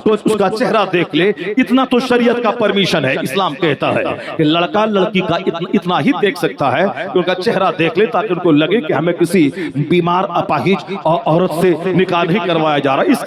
اس قدر حد تک ٹھیک ہے، لیکن یہ دیکھنے سے آگے بڑھ کر اس کے بعد بات آ گئی بات کرنے کی، بات آ گئی 1 گھنٹہ مل کے ساتھ گزارنے کی، اور اب بات آ گئی ہے میڈیکل ٹیسٹ کی، قوت مردانگی کی جانچ کی، تاکہ بند کمرے میں دونوں ایک دوسرے کو جانچ لیں ایک دوسرے کے قابل ہیں یا نہیں ہے۔ پہلے سنا کرتا تھا کہ مرد راستہ چلتے عورتوں کا کڈنیپ کرتا ہے اور 10 گونڈے مل کے ان کے ساتھ ریپ کرتے ہیں اور پھر ان کو بے عزتی سے بچنے کے لیے قتل کر دیتے ہیں۔ لیکن آج غضب کی بات یہ سننے کو مل رہی ہے، 2 4 جوان لڑکیاں مل کر ایک سنگل راستہ چلنے والے نوجوان کا کڈنیپ کرتی ہے، ان کو اپنی گاڑی پہ بٹھا کے بند کمرے لے جاتی ہے، اس کو زبردست انجیکشن دے کے رات بھر ان سے چاروں عورتیں باری باری سے منہ کالا کرواتی ہے، اور لڑکا اگر ادمرا ہو جائے اس کی لاش یا تو اس کمرے سے باہر نکلتی ہے یا بالکل نیم مردہ بن چھوڑ کر کے عورتیں فرار ہو جاتی ہیں۔ پھر پولیس والے یا تو اس کی سڑی ہوئی لاش لے کے جاتے ہیں یا اسے نیم مردہ حالت میں لے جا کے اس کے ہاسپٹل میں اسے زیر علاج کر دیتے ہیں۔ آج کل سارا کام الٹا پلٹا ہو رہا ہے، جب سے حیا ختم، شرم ختم۔ پہلے عورتوں کی حیا کی وجہ سے زنا کے واردات سننے کو نہیں ملتے تھے۔ ایک عورت جوانی میں بیوہ ہو گئی، 80 سال میں مری، اور 80 سال کی پوری لمبی عمر انہوں نے آنکھ اور زبان اور شرمگاہ کی حفاظت کر کے گزار دی۔ یہ سارا سماج 50 سال کے بعد آج اس کی مثال دیتا ہے۔ عورت ہو تو ایسی جس کا شوہر جوانی میں انتقال کر گیا، مگر سماج نے کہیں بھی پاؤں کو 1 انچ پھسلتے ہوئے نہیں دیکھا۔ یہ شرم و حیا کا کرشمہ ہے۔ یہ شرم، غیرت اور حیا کی وجہ سے آدمی گناہوں سے بچتا ہے۔ گناہوں سے بچنے کا 2 طریقہ ہے، کہ تو اللہ کا ڈر ہو، اللہ کا ڈر ہو۔ 3 طریقہ ہے، یا تو اللہ کا ڈر ہو، یا پھر حیا اور شرم ہو سماج کا، یا پھر گورنمنٹ کی لاٹھی کا ڈر ہو۔ جہاں گورنمنٹ کی لاٹھی کا بھی ڈر نہ رہے اور گورنمنٹ بھی گناہوں کو پروان چڑھاتا ہو، جہاں حکومت کی طرف سے گناہوں کو شہ دیا جا رہا ہو، یعنی جہاں اگر کوئی نقاب پوش خاتون ہو اس کو یہ کہنا کہ رسٹک ہے، ولیجر ہے، دیہاتی ہے، اور جہاں کوئی ہاف چڈی پہن کے ایئرپورٹ پہ گھوم رہی ہو اس کو ڈیولپ کہا جائے، اس کو ماڈرن کہا جائے، اس کو ہائیلی ایجوکیٹڈ خواتین میں شمار کیا جائے، تو جہاں ننگے پن کو فیشن بنا دیا جائے وہاں کوئی بھی نقاب اور موٹی چادر ڈالنا نہیں چاہے گی، اور چادر ڈالنے والی کو جہاں دیہاتی کہہ کے تانا دیا جائے، دیہاتی ہے یا ولیجر ہے، یہ رسٹک ہے، وہاں کوئی خاتون اپنے آپ کو دیہاتی کا تانا سننا نہیں چاہتی ہے۔ تو جہاں بے حیائی کو فیشن کا درجہ مل گیا ہو وہاں تو اور چرم سیما پہ زناکاری پہنچ ہی جائے گی۔ گورنمنٹ کی شہ ہے اور شرم اور حیا کا خاتمہ ہے، اور اللہ کا ڈر بھی نہیں رہا۔ جب اللہ کا ڈر نہیں رہا، سماج سے شرم نہیں رہی، اور گورنمنٹ کا بھی ڈر نہیں رہا، یہی وجہ ہے کہ آج کوئی بندہ کہتا میں ایسا کروں گا، تم بولنے والا کون ہے؟ میں اسی طرح سے رہوں گا، تم بولنے والا کون ہے؟ میں بغیر شادی کے لیو ان میں رہوں گا، تم بولنے والا کون ہے؟ نہیں دیکھا آفتاب پونا والا اور وہ شردا نامی لڑکی دونوں لیو ان میں رہتی تھی، لیو ان ریلیشن شپ، یعنی لیو ان ریلیشن شپ، لیو ان میں، جبکہ سب کو معلوم ہے کہ بغیر شادی کے رہنے کو ہی لیو ان بولا جاتا ہے۔ اب بغیر شادی کے 2 جوان جوڑے ایک کمرے میں رہیں، کس طرح گورنمنٹ برداشت کر لیتی ہے، کس قدر پولیس والے برداشت کر لیتے ہیں، اور کس قدر قانون میں اس طرح کی چھوٹ دی گئی ہے۔ یہ ہے زناکاری کو بڑھاوا دینے والا، حیا اور شرم کا خاتمہ کرنے والا قانون، جس کی وجہ سے کہ زناکاری چرم سیما پہ پہنچ گئی۔ سماج کا ڈر ہی نہیں ہے، باپ کے سامنے بیٹا صاحب اجنبی کے ہاتھ میں ہاتھ ڈال کے جا رہا ہے، یہ باپ اپنگو اور اپاہج بنا ہوا ہے، چونکہ باپ کو بیٹے سے ڈر لگتا ہے۔ کیوں نہیں ڈر لگے گا جب بیٹے کی گھٹی میں اللہ کا ڈر نہیں پلایا، ان کو اللہ کا خوف نہیں دلایا، حضور کی محبت دل میں نہیں پیدا کی، وہ بچہ جیسے جیسے بڑھتا رہا اسلامی قانون کے مطابق اس کی پرورش نہیں کی، یہاں کہ جیسے ہی بچہ پیدا ہو اس کے منہ میں سب سے پہلی غذا نیک لوگوں کا تھوک جائے، لعاب دہن جائے، جس کو تہنیک کہتے ہیں، یعنی جو سماج کا متقی پرہیزگار نمازی آدمی ہے وہ اپنے منہ میں میٹھی چیز کو چبا کر کے اس بچے کے تالو میں لگا دے تاکہ پہلی غذا اس پیدا ہونے والے بچے کے منہ میں نیک لوگوں کا لعاب ہو۔ اس کا اثر اس کی سوچ پہ پڑے گا، اس کا اثر اس کی ذہنیت اور مینٹلٹی پہ پڑے گا، اس کا اثر اس کے سینہ اور دل پہ پڑے گا۔ پہلی غذا نیک لوگوں کا لعاب گیا ہو۔ یہاں تو کوئی سوچتا تک نہیں ہے کہ بچوں کی پرورش کیسے کرنی ہے۔ یہاں بچہ پیدا ہو گیا، یہ گھمنڈ کا ایشو ہے کہ بچہ پیدا ہو گیا، سب سے پہلے کپڑے کا، ناچنے کا، گوانے کا، اور صاحب کوئی تھوڑا سا دیندار کیا نام ہے مسلمان کا، فاتحہ کرانے کا خیال رہتا ہے۔ سب سے پہلے کہ اولاد اللہ کی گفٹ، اللہ کی نعمت ہے، اللہ کا دیا ہوا زبردست تحفہ ہے، ورنہ کروڑوں لوگ ہیں جس کے پاس اولاد نہیں ہے۔ تو اللہ نے جب یہ تحفہ مجھ کو دیا، پانچ پن سے میری بیوی کو محفوظ رکھا، مجھے بھی اولاد عطا کر کے مجھے باپ بننے کا موقع عطا کیا، تو سب سے پہلے سجدہ شکر بجا لانا چاہیے۔ الہی تیرا کروڑوں احسان کہ تو نے اولاد عطا کی۔ اب اس کے بعد دیکھیں کہ حضور کی حدیث کی روشنی میں اس بچے کی پرورش کیسے کرنی ہے۔ سب سے پہلے تحنیک کروائے، اس کے بعد پاکیزہ نیک دائیوں سے اس کو دودھ پلوائے، یا اپنی بیوی کو اس کو نیکی کی راہ پہ چلائے، اسے کہے کہ تیری دودھ کا اثر تیرے بچوں میں ہوگا، دودھ کی دھار کے ساتھ تیرا کیریکٹر بچوں میں منتقل ہوتا ہے۔ اگر تم نے سنیما دیکھتے ہوئے، گانا سنتے ہوئے تم نے بچوں کو دودھ پلایا تو بس تیرے بچوں کا لوفر اور جوکر ہونا طے ہے، اس کو کوئی نہیں روک پائے گا۔ جس طرح گیہوں میں گیہوں کا دانہ کھیت میں ڈالا اور وہاں سے باسمتی کا چاول نہیں نکلتا، دھان کا پودا وہاں گیہوں ہی نکلتا ہے، اسی طرح جو عورت ناچ کے، گا کے، گانا گا کے اور گندی فلمیں دیکھ کر اور دنیاوی باتیں کر کے اپنے بچوں کو دودھ پلائے، اس دودھ کی دھار کے ساتھ بچوں کی ماں کی موسیقی، ماں کا کردار، ماں کی بے حیائی، ماں کا پھوہڑ پن، یہ ساری چیزیں بچوں میں منتقل ہوتی ہے۔ جیسے کینسر زدہ ماں اگر وہ ماں بن جاتی ہے تو اس کی بیماری بچوں میں منتقل ہونے کا بہت زیادہ چانس رہتا ہے۔ بہت ساری ایسی بیماریاں ہیں جو ہیریڈیٹری کے طور پر یعنی وراثتاً منتقل ہوتی ہیں کہ دادا کو بیماری تھی اور دو نسل کے بعد پوتا کو بھی بیماری ہو گئی، لوگ کہتے ہیں یہ ہیریڈیٹری کے طور پر ہے، لوگ کہتے ہیں کہ صاحب یہ وراثتاً یہ بیماری منتقل ہو کے آئی ہے، باپ داداؤں سے منتقل ہو کے آئی ہے۔ کہتے ہیں جس طرح بیماری منتقل ہوتی ہے اسی طرح کردار کی خرابی بھی منتقل ہوتی ہے۔ میں نے تو یہاں تک دیکھا ہے اگر کسی کا دادا پکا شرابی ہو اس کی نسل میں کوئی نہ کوئی مہا شرابی پیدا ہوتا ہے۔ ہم نے تو یہاں بھی سماج میں دیکھا ہے جس نے اپنے باپ کو مار کے گھسیٹا تھا، اس کا بیٹا اس کو اسی طرح پبلک کے سامنے گھسیٹتا ہے، چونکہ کردار منتقل ہوتا ہے۔ جس طرح بیماری منتقل ہوتی ہے اسی طرح کردار بھی منتقل ہوتا ہے۔ تو غیرت مند باپ وہ ہے جو سوستھ بھی ہو، جو ہیلدی بھی ہو، ایسا نہ ہو کہ وہ تو مر جائے اور اپنی بیماری بچوں میں منتقل کر کے چلا جائے۔ وہ تو مرنے والا مر ہی جائے گا لیکن اپنے بچوں کو بیمار کر کے چلا جائے گا۔ اگر 5 بچے ہیں تو 5 بچے ممکن ہے کہ بیمار ہو جائیں۔ اس لیے اگر چاہتا ہے باپ کہ میرا بچہ میری بیماری کو وہ ڈھو کے نہیں چلے نسل میں تو اسے خود سوستھ رہنا پڑے گا، اسے خود ہیلدی رہنا پڑے گا۔ سواستھ کو جس چیزوں سے نقصان ہے ان سب سے بچنا ہوگا۔ زبردست باپ وہی ہے جو اپنے بچوں کو بیماری نہ دے، کامیاب باپ وہی ہے جو اپنے بچوں میں اپنی بے ڈھنگی اور اپنی بے حیائی کو منتقل نہ کرے۔ تو جسمانی طور پر بھی سوستھ رہنا ضروری ہے اور اخلاقی طور پر بھی صحت مند رہنا ضروری ہے۔ تو جسمانی طور پر سوستھ رہنے کا علاج بھی اسلام نے دیا ہے اور روحانی طور پر ہمیں اندر سے تندرست رہنے کا علاج بھی مذہب اسلام نے ہمیں دیا ہے۔ اگر میں اپنی بات بولوں تو آپ کہیں گے مولانا ہمیں نیک بنانے کے لیے وہ مثال دے کے سمجھا رہے ہیں اس تاکہ ہم نیک بن جائیں، ایک بن جائیں۔ جس طرح بچوں کو اگر آپ کھیلا کر کے اس کو پڑھائی کی طرف مائل کریں تو کچھ بچے کہتے ہیں ہاں میں سمجھ رہا ہوں، آپ مجھے کھیل کھیل میں ہی میتھ سکھا رہے ہیں، اور کچھ بچے ہیں جس کی توجہ ادھر نہیں رہی تو باپ عقل مندی اور حکمت کے ساتھ اپنے بچوں کو اسکول کی طرف اور میتھ کی طرف اور دوسرے قیمتی گہرے سبجیکٹ کی طرف مائل کرنے میں کامیاب ہو جاتا ہے۔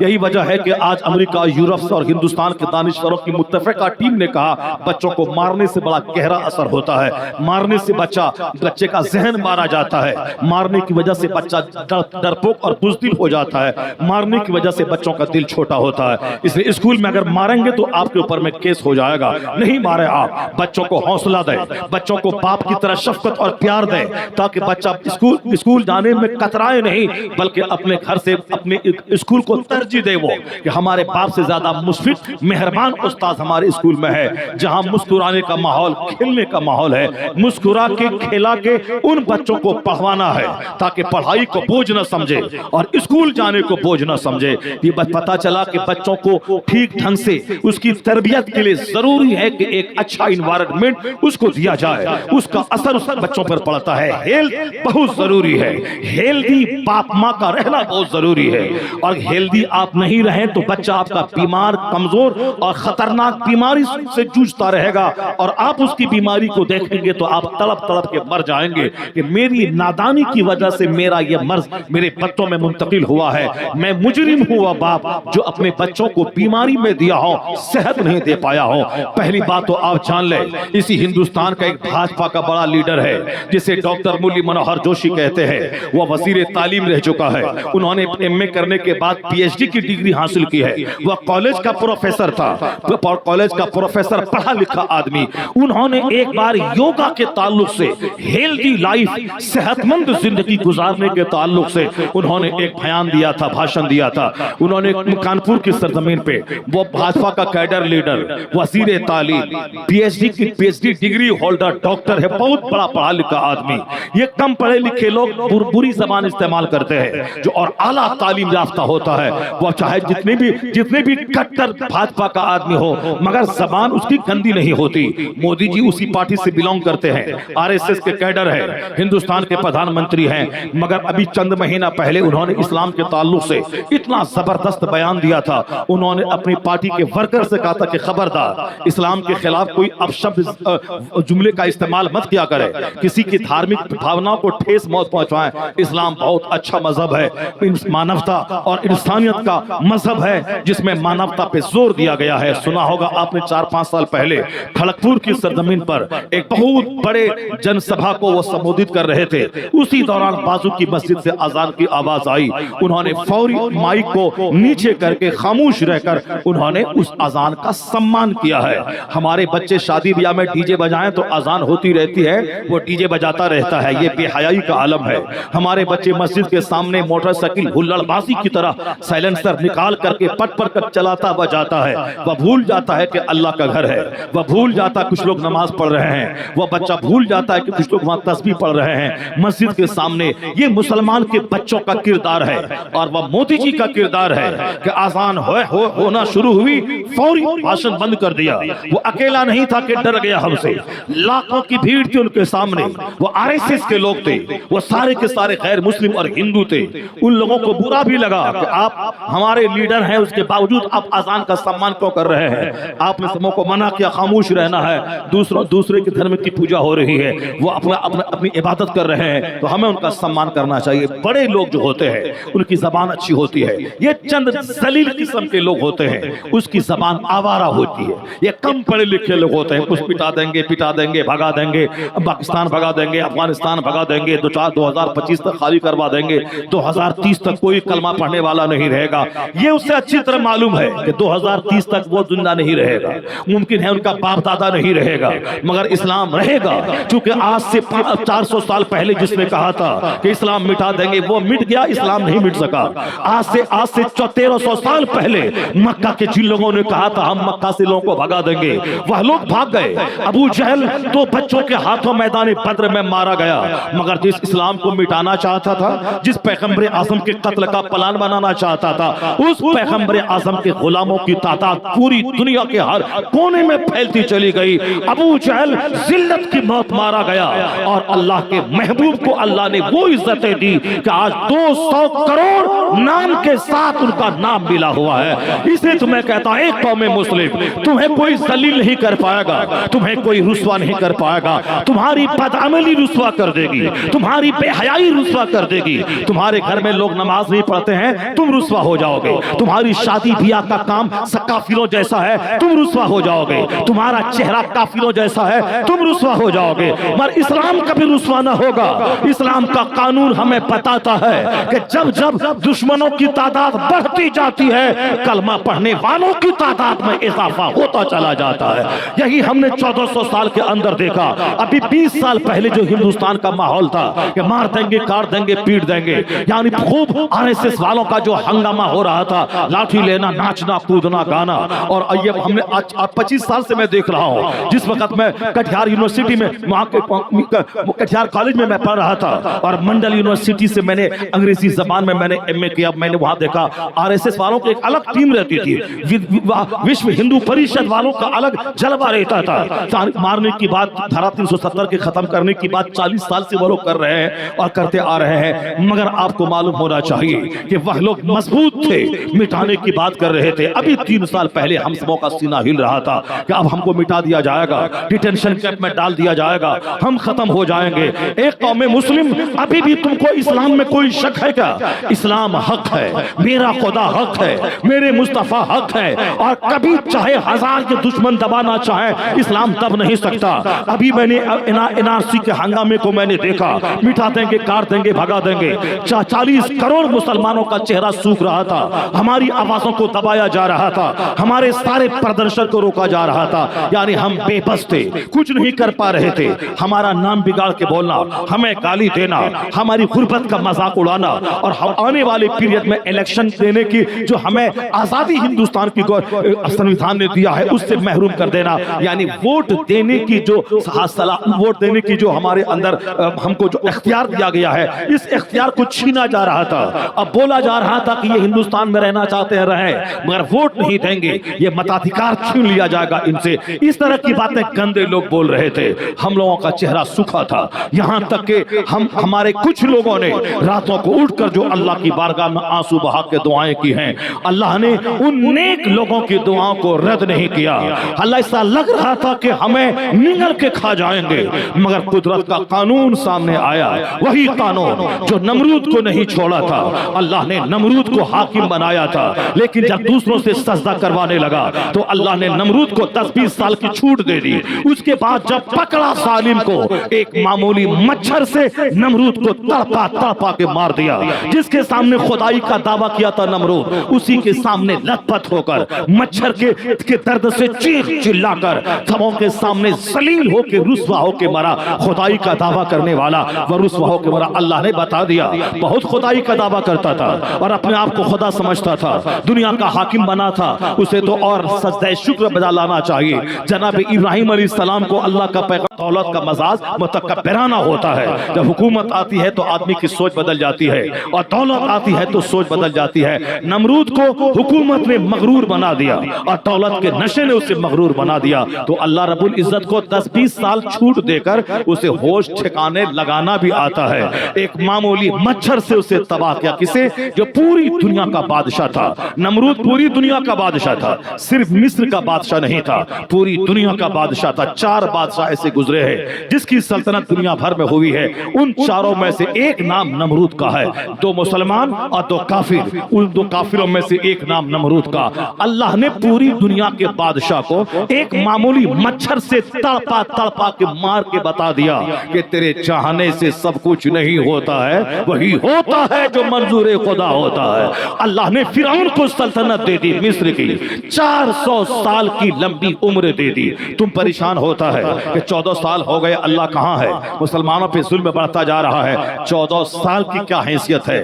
اللہ تعالیٰ 400 سال کی چھوٹ دیا تھا فرعون کو، 400 سال کی، 400 سال کی۔ فرعون غریب کا بچہ تھا، حکومت ملی تو اس کو سجدہ کرنا چاہیے کہ میرے باپ دادا غریبی میں جیتا تھا، میں بادشاہ بن گیا ہوں، اسے تو 24 گھنٹے سجدہ کرنا چاہیے، لیکن ایسا نہیں ہوتا ہے۔ اگر ایسا ہوتا تو آپ لوگوں میں سے بے شمار لوگ ہیں جن کے باپ کو چپل میسر نہیں تھی، جن کے باپ کے پاس سائیکل نہیں تھی، آج بیٹے کے پاس 25 لاکھ کی کار موجود ہے، جس کے پاس جو 15 کلومیٹر دور جس کا باپ پیدل چل کے ہاتھ میں جوتا لے کے اسٹیشن پہ آتا تھا، آج ان کے بیٹے کے ساتھ بیٹے کے پاس 10-10 ہزار روپے کے ایک درجن جوتا اور ایک درجن چپلیں رہا کرتی ہیں۔ اسے تو اور سجدہ کرنا چاہیے کہ اللہ تیرا کروڑوں احسان کہ میرے باپ کے پاس چپل نہیں تھی، میرے پاس 1 درجن چپل ہے، میرے باپ کے پاس سائیکل نہیں تھی، میرے پاس بلیٹ گاڑی ہے، میرے باپ کے پاس سائیکل نہیں تھی، میرے پاس 4 ویلر ہے۔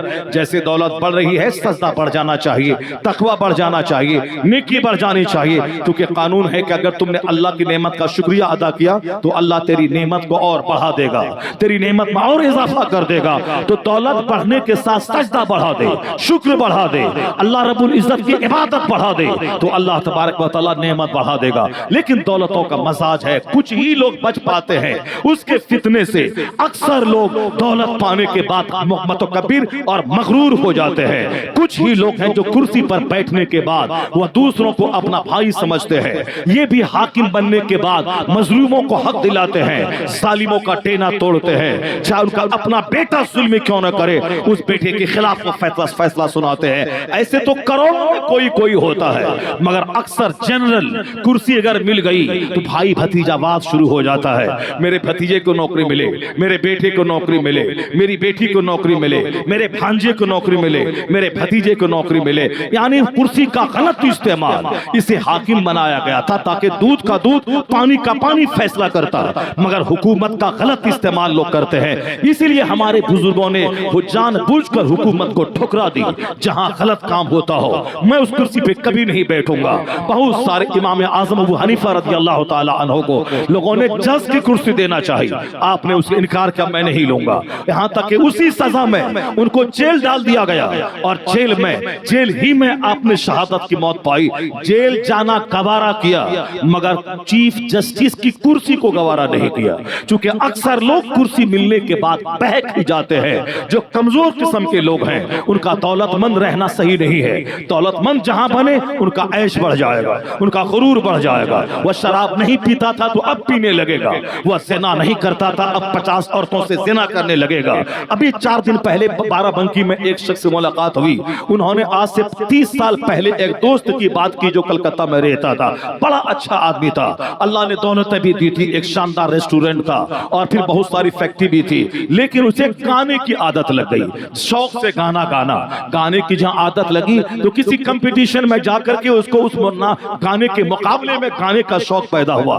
وہاں جب گیا تو گایا تو لوگوں نے, مسلمان تھا تو گانا شروع کیا, لوگوں نے پروموٹ کا چاہے اچھا گانا گائے یا نہ گائے, مگر لوگوں کو ایک مسلمان کو گائیکار بنانے میں بڑا مزہ ملتا ہے, ایک مسلمان کی داڑھی منڈوانے میں بڑا مزہ ملتا ہے, ایک مولوی کو نماز چھڑوانے میں ان لوگوں کو بڑا مزہ ملتا ہے. اسی لیے ٹکٹ دے دیا الیکشن کا تاکہ اب 24 گھنٹے میں ہمیشہ جھوٹ بولتا رہے. اور نماز پنجگانہ جس کا ایک وقت کی نماز چھوڑنا حرام اور گناہ کبیرہ ہے, نماز فرض اعظم, نماز کا چھوڑنا گناہ اعظم ہے. تو چلو یہ دھڑلے سے ایسا کام لگا دو, یہ 5 وقت کی نماز بھی چھوڑتے رہے اور 24 گھنٹے سچ کی جگہ جھوٹ بولتے رہے, تو ہمارے نیتا بننے سے بڑی خوشی ان کو ہوتی ہے. چلو اب ان کا کام تمام ہو گیا, اب پھر ان کو زیادہ اب دین دنیا سکھانے کی ضرورت نہیں ہے. اقتدار ہی ایسی چیز ہے جس میں آدمی پکا دنیا دار ہو جاتا ہے. ہمارے بزرگوں نے جس کرسی کو تیاگ دیا تھا اور ان لوگوں نے اس کرسی کو اختیار کیا اور اسی کرسی نے تباہ و برباد بھی کیا. جیسے امیر معاویہ صحابی رسول ہیں, کاتب وحی ہیں, سرکار دو جہاں کے سالہ, ہم مسلمانوں کے ماموں, حضور نے ان کے حق میں دعا کر دی. وہ عاشق رسول تھے, مگر ان کا بیٹا یزید اہل بیت اطہار کا قاتل ہو گیا. اسی بیٹے کی وجہ سے ان کے باپ کو آج تک ایک گروہ ہے جو گالی دیتا رہتا ہے. اگرچہ حدیث پاک کا مفہوم آیا ہے کہ جب دیکھو کہ صحابی رسول کو کوئی گالی دے رہا ہو تو سمجھ لے کہ وہ جہنمی کتوں میں سے ایک کتا ہے, مگر ایسے بھی لوگ موجود ہیں جو حضرت امیر معاویہ کو گالی دے کر اپنے آپ کو سولید مسلمان اور پکا اہل بیت اطہار کا عاشق کہلوانے سے تھکتے نہیں ہے. صحابی کو گالی دیا, قیامت تک کے لوگوں کا سجدہ صحابی کے ایک سجدے کے مرتبے کو نہیں پہنچ سکتا ہے, چونکہ انہوں نے سرکار دو جہاں کا دیدار کیا ہے. مگر کچھ لوگوں کو کیا کہیں گے, آوار بھی, کرسی اچھی چیز نہیں ہے. سعد ابن وقاص بہت جلیل القدر صحابی, وہ 10 صحابی جس کو جنت کا مزدہ مصطفیٰ نے دیا, عشر مبشرہ, اس میں شامل ہے سعد ابن وقاص. ان کا بیٹا عمر ابن سعد اہل بیت اطہار کا قاتل ہو گیا. وہ کربلا میں 22,000 فوجوں کا 22 لاکھ فوج کا کمانڈر ان چیف بن گیا, 22,000 فوج کا کمانڈر ان چیف بن گیا, اس کا کمانڈر بن گیا. صحابی کا بیٹا جنتی کا بیٹا, اور جہنمیوں جیسا کام کرنے لگا. اسے انڈیویجولی ہر آدمی کو اللہ سے ڈرنا چاہیے. اگر آپ کا باپ عالم ہو تو آپ بے خوف نہ ہو جائیں کہ ہم سب دن نیک رہیں گے. آپ کا باپ پیر ہے تو آپ بے خوف نہ ہو جائیں کہ ہمارا خاتمہ بالخیر ہو جائے گا. یہاں تو صحابی کا بیٹا تباہ و برباد ہو گیا, تو پیر صاحب کے بیٹے کی حیثیت کیا ہے. یہاں صحابی کا بیٹا یزید تباہ ہو گیا, تو پھر ایک پیر صاحب کے بیٹے کی کیا اوقات ہے. یہ جو گھمنڈ کے جملے نکلتے ہیں کہ میں فلاں کا بیٹا ہوں, میں فلاں خاندان سے ریلیٹڈ ہوں, میرا باپ فلاں ہے, یہ گھمنڈ کے جملے ہیں, اچھے نہیں لگتے ہیں. آپ صحابی نہیں ہو, تمہارا باپ صحابی نہیں تھا. امیر معاویہ صحابی رسول تھے. صحابی رسول کا مرتبہ بہت بڑا ہوتا ہے. کلم وعد اللہ الحسنى, اللہ نے سب سے جنت کا وعدہ کیا ہے. لا تسبوا اصحابی, حضور نے کہا میرے اصحاب کو گالی مت دے. جب تو دیکھ کسی صحابی کو گالی دیا جا رہا ہے تو سمجھ جا کہ جہنمی کتوں میں سے ایک کتا ہے. یہ اجمیر کا مجاور اگر امیر معاویہ کو گالی دے تو اپنی حیثیت پہ سمجھ لے اس کی حیثیت کیا ہے. آپ بھی اجمیر معلیٰ کے ان لوگوں کو جو وہاں لاکھوں سلام پڑھنے پہ پابندی لگاتا ہو, یا نہ بولے کہ غریب نواز کے شہر میں رہتا ہمارے لیے قابل احترام ہے. جو صحابہ کی عزت نہ کرے وہ ہمارے لیے کوئی قابل احترام نہیں ہوتا ہے. جو صحابہ کی تعظیم کرے, اہل بیت کی تعظیم کرے, وہی میرے لیے قابل احترام ہوتا ہے. وہ رضا کے سلام سے بغض اسی لیے ہے کہ رضا کا ڈنکا سارے عالم میں بج رہا ہے, تو سارے عالم میں ڈنکا کھانے پینے والے کا نہیں بجتا ہے. جو شراب پیے اس کا نہیں بجتا ہے, جو رمضان کے دن میں روزہ نہیں رکھے اس کا نہیں بجتا ہے, جو داڑھی مونڈ کر کالی ٹوپی لگا کر اور پیلا تولیہ پہن کے آنے والے زائرین کے پرس پہ نظر رکھے, عورتوں کا پرس چوری کرے, اس کا نام نہیں ہوتا. کھائے پیے چوری کرے, یہ افیم اور چرس پینے والا, یہ افیم پینے والا افیمچی, یہ چرسی کیا جانے رضا کس کا نام ہے اور مسلک اعلیٰ حضرت کا نام کس کا نام ہے. یہ کھائیں پییں اور مر جائیں, اور جو ٹھکانہ اس کا جہنم ہے وہ چلے جائیں. اعلیٰ حضرت سے مت الجھائیں. اللہ تعالیٰ پوری دنیا میں ان کو عزت دیتا ہے جو اللہ کے دین کا کام کرتا ہے. آج سے 100 سال پہلے غریب نواز کا لگایا ہوا چمن, وہ غریب نواز جس نے 90 لاکھ کافروں کو ایمان ایمان دیا تھا، اس چمن کو برباد کرنے کے نزدیک تحریک انڈیا آ گئی تھی، اس تحریک کی کمر توڑنے والا کون تھا؟ اس تحریک کو اجمیر سے روکنے والا کون تھا؟ اس تحریک کے تابوت میں آخری کیل ٹھوکنے والا کون تھا؟ میں کہتا ہوں اگر یہ تھوڑی سی غور و فکر سے کام لے لے کہ کس قدر زبردست آندھی نجد کی چلی تھی. یہ آندھی کہتی تھی کہ غیر مسلم کھڑا بت پوجتا ہے اور یہ سنی مسلمان پڑا ہوا بت کو پوجتا ہے. یعنی وقت اولیاء کی قبروں کو وہ پڑا ہوا بت کہتا تھا اور ہمیں اس قبر کا قبر پوجوا کہتا تھا. مگر معلوم ہے اس کو ہوا دینے کے لیے نجد اور سہارنپور اور دیوبند سے اس تحریک کو پانی دیا گیا. تحریک طاقتور ہوتی چلی گئی. نجد اور سہارنپور اور دلی سے ہوتی ہوئی تحریک اجمیر کی طرف بڑھ رہی تھی. یہ بتا دے کون تھا جو میدان میں آ کے 1000 کتابیں لکھ کر اس تحریک کے خلاف انہوں نے جنگ چھیڑ دی تھی، اس کے حوصلے کو پست کر دیا تھا. یہ کوئی دوسرا نہیں تھا. اگر وہ تحریک کامیاب ہو گئی ہوتی تو آج اجمیر کی چادر پوشی بند ہو جاتی، اجمیر کی گل پوشی بند ہو جاتی. چونکہ اس کے نزدیک یہ قبر پوجوا ہے، یہ قبر کا پوجنا ہے، تو جہاں اس کا غلبہ ہو جاتا وہاں وہ اپنے حساب سے چادر پوشی کو بند کر دیتا. جب چادر پوشی بند ہو جاتی، یہ 1 کروڑ لوگ جو ہر سال اجمیر جاتے ہیں، جو وہاں پھول خرید کے چڑھاتے ہیں، جو چادر چڑھاتے ہیں، اور یہ پیسہ ان کے پاس جاتا ہے اور وہ اپنا گھر مکان بناتے ہیں، بیٹے کو پالتے ہیں. اگر یہ زائر نہیں آتے جس کو وہ کھدیر کے بھگاتا ہے، جس مہمانوں کا پیسہ سے اس کا گھر مکان بن رہا ہے، اسی کو کھدیر کے مار رہا ہے، بدتمیز اگر یہ آنا چھوڑ دے تو دانے دانے کو ترس جائے گا. پھر تیرے گھر میں چولہا کیسے جلے گا؟ تو کھانا کیسے کھائے گا؟ یہ تو مہمان ہے جو سارے ہندوستان بھر سے جاتے ہیں. یہ مہمان تیرے گھر میں ٹھہرتے ہیں، چادر خریدتے ہیں، پھول خریدتے ہیں، اسی کے پیسے سے تیرا گزر بسر چل رہا ہے. ورنہ تو حافظ قرآن ہے کہ تراویح پڑھائے گا، تو مولانا ہے کہ خطاب کرے گا، تو مولانا ہے کہ کتاب لکھے گا. رضا کا بیٹا چادر نہیں بیچتا، رضا کا بیٹا پھول نہیں بیچتا، رضا کا بیٹا عالم بنتا ہے، کتابیں لکھتا ہے، مدرسہ چلاتا ہے، امر بالمعروف کرتا ہے. وہ کروڑوں لوگوں کو مرید کر کے ان کے سینے میں ایمان کو مستحکم اور مضبوط کرتا ہے. میں کہتا ہوں ظالم احسان مان تم احمد رضا کا، جو آندھی چلی تھی راستے ہی میں اس آندھی کی کمر توڑ دی. کس نے کمر توڑ دی؟ وہ رضا کے نیزے کی مار ہے کہ عدو کے سینے میں غار ہے، کسے چارہ جوئی کا وار ہے کہ یہ وار وار سے پار ہے. اعلیٰ حضرت اس کے تابوت میں آخری کیل ٹھوک دی، وہابیت کی آندھی کو کمزور بنا دیا، اسے پیچھے دھکیل دیا. آج اگر اجمیر میں چادر پوشی سلامت ہے، وہاں گل پوشی سلامت ہے، ہندوستان میں مزارات کی حاضری سلامت ہے، یہ 12ویں کا جھنڈا سلامت ہے، عید میلاد النبی کا جلوس سلامت ہے، یہ چادر کا جلوس سلامت ہے. اس صدی میں احسان امام احمد رضا کا فاضلی بریلوی کا ہے. نعرہ تکبیر، نعرہ رسالت، اصلاح امت کانفرنس، مسلک اعلیٰ حضرت فیضان حضور تاج الشریعہ ایت علامہ مفتی شہر یار رضا خان صاحب قبلہ. نعرہ اللہ کے نیک بندوں کی قدر کرنی چاہیے، نیک بندوں کے احسان کو ماننا چاہیے، ان نیک بندوں کی قربانیوں کو پڑھنا چاہیے.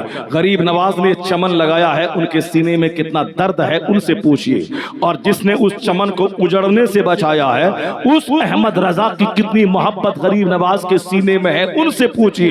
یہ تو کھانے پینے والا ہے، غریب نواز تو چمن لگایا ہے، 90 لاکھ کافروں کو ایمان دیا ہے.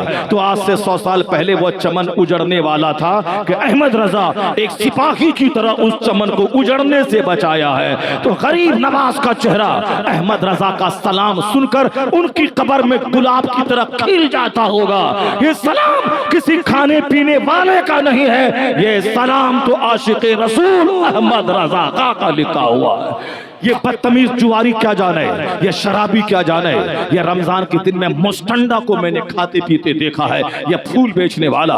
اس لیے حرام اور مفت کا پیسہ جہاں آتا ہے وہاں بدتمیزیاں پیدا ہوتی ہیں. خبردار اپنے بال بچوں کو حرام خور مت بنائیے، بال بچوں کی فکر میں آپ بے نمازی مت بن جائیے. بال بچ اللہ نے جو اللہ آپ کو روزی دے رہا ہے وہی اللہ آپ کے بال بچوں کو بھی روزی دے گا. اپنے بال بچوں کے چلتے اپنی نماز اپنے روزے کا خون مت کیجیے، اپنی دینداری کا خون مت کیجیے. समझिए, अपने बाल बच्चों की वजह से जरिए रिस्क हराम मत इख्तियार कीजिए, वरना कमा खाएगा तो बच्चा और गुनाह करोड़ों आपके जिम्मे रहेगा, और क़यामत के दिन आपको हिसाब देना होगा माल कहां से कमाया है और कहां खर्च किया है।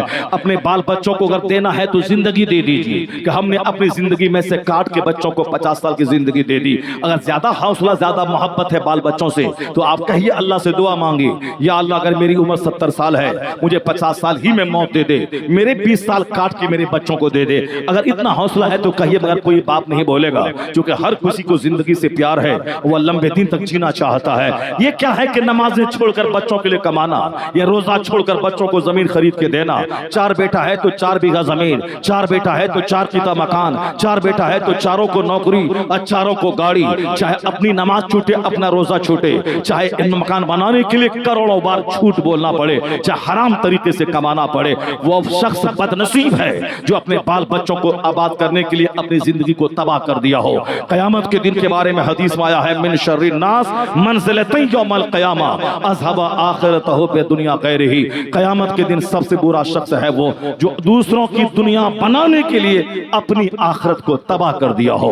इसका मतलब है कि बाल बच्चों को पाला जाएगा, मैं अपना ईमान बचा के, अपनी नमाज बचा के, अपना रोजा बचा के बाल बच्चों की परवरिश की जाएगी, अपनी दीनदारी बचा के, अपनी जन्नत बचा के, अपनी जन्नत को लुटा कर बच्चों को पालना है। ये किसी तरह अक्लमंदी की बात नहीं है। जो लोग कहते हैं कि मैं अपने बच्चों को मकान बना के दे जाऊं, बच्चों के लिए जमीन छोड़ के जाऊं ताकि वो आराम से खाए पिए, आराम से मुफ्त की दौलत जिसको मिलती है, उसका बच्चा शराबी हो जाता है, उसका बच्चा अय्याश हो जाता है, उसका बच्चा हरामखोर कामचोर हो जाता है। जिन जिन लोगों को मुफ्त की दौलत बाप दादाओं से मिली और हराम की दौलत मिली, उनके बच्चों का अय्याश होना तय है। मैंने तो आज से 10 साल पहले सुना था कि अजमेर के इन चरसी मुजाविरों के बहुत सारे बेटे जेल में बंद हैं, बहुत सारे बेटे। क्यों? ये थे वह लोग जो औरतों के पर हाथ डालते थे, औरतों के बदन पे हाथ डालते थे, यानी उसे इसी तरह की मछेड़ छाखानी की वजह से जेल की सजा मिली। बहुत सारे लोग ज़िना के क्राइम में पकड़ा गए। मुफ्त की दौलत जहां मिलेगी, इसी तरह से जुर्म में इजाफा होता रहेगा। इसलिए अपने बाल बच्चों को दौलत छोड़ने की हवस मत पाली, बल्कि अपने बाल बच्चों को दीनदार बनाइए, अपने बाल बच्चों को मकान मत दीजिए, मगर उन्हें अच्छे ढंग से कमाने और कमाई हुई दौलत को खर्च करने का तरीका सिखा दीजिए कि माल कहां से कमाया जाता है और माल कैसे खर्च किया जाता है। ये हुनर बच्चों को सिखा दीजिए। अपने बच्चों को माल मत दीजिए, माल जहां दिया, मुफ्त की दौलत जहां मिली, वो हरामखोर हो जाएगा, वो अय्याश हो जाएगा। सवाल आपसे होगा और आपके मकान में बैठ कर वह 24 घंटे सिनेमा देखेगा, वो आपके मकान में बैठकर शराब पिएगा, वो आपके मकान में बैठकर जुआ खेलेगा, वो आपके मकान में बैठकर वह गाना गाएगा और गाना गाने वालों को वह बुलाएगा। जिस तरह वह कलकत्ता का गाना गाने वाला, वह गाना गाया, एक खूबसूरत लड़की को देखा, उस पर फिदा हो गया। ये 4-5 बच्चे का बाप, अपनी बीवी वाला, वो उस पर फिदा हुआ और ले जाकर उससे शादी कर लिया। तबाह हो बर्बाद हो गया। वो अपने मजहब पर कायम रही, मगर ये बीमार पड़ गया, तबाह हो गया, कारोबार उसका ठप हो गया, कारोबार ठप हो गया। आदमी जहां दौलत मिलती है मुफ्त में और हराम तरीके से, इसी तरह नाचने गाने की बात दिमाग में पैदा होती है, और हराम तरीके से दौलत अगर मिल जाती है बच्चों को, ये बच्चों के बदन में शहवत की आग लग जाती है। ये जो आज आग लगी है कि हमारी 16-16 साल की बच्चियां काफिरों के साथ भाग रही है, ये 18-18 साल की बच्चियां भाग रही है। ये जो आग लगी है, हमारा 25 साल का छोकरा, ये शादी में ताखिर हुई या किसी को दिल दिया, उसी के साथ भाग रहा है। यानी मेरा बच्चा काफिर हो रहा है, जो आज 1400 साल के अंदर हमने कभी नहीं सुना था। कभी कभार करोड़ों और अरबों में इक्का तुक्का कोई कहानी सुनने को मिलती थी, लेकिन आज गाहे बगाहे रोजाना इस तरह की खबरें आ रही हैं कि फला मुसलमान की बेटी काफिर के साथ भाग गई, फला मुसलमान फला काफिरा के साथ भाग गया। ये इसीलिए कि आज मुसलमान अपनी हालतों पे गौर नहीं कर रहा है। एक तो मेरे घर में दीन का चर्चा है नहीं, चर्चा है डॉक्टर का, चर्चा है इंजीनियर का, चर्चा है क्रिकेटर का, चर्चा है फुटबॉलर का, चर्चा है डांसर का, चर्चा है साहब यूट्यूब पे गेम खेलकर पैसा कमाने वालों का, चर्चा है कॉमेडियन का। तो मेरा बच्चा भी कॉमेडियन बनना चाहता है, मेरा बच्चा भी फुटबॉलर बनना चाहता है, मेरा बच्चा भी लवर बनना चाहता है। चर्चा है कि फला ने फला से प्यार किया, उसको लेके भाग के शादी रचा ली। मेरा बच्चा जो सुनेगा वो भी समझेगा कि आदमी वही है जो किसी से प्यार करता हो। तो जैसे ही वो उसकी उम्र आगे हुई, वो भी मुस्कुराना, आंख मचोली करना,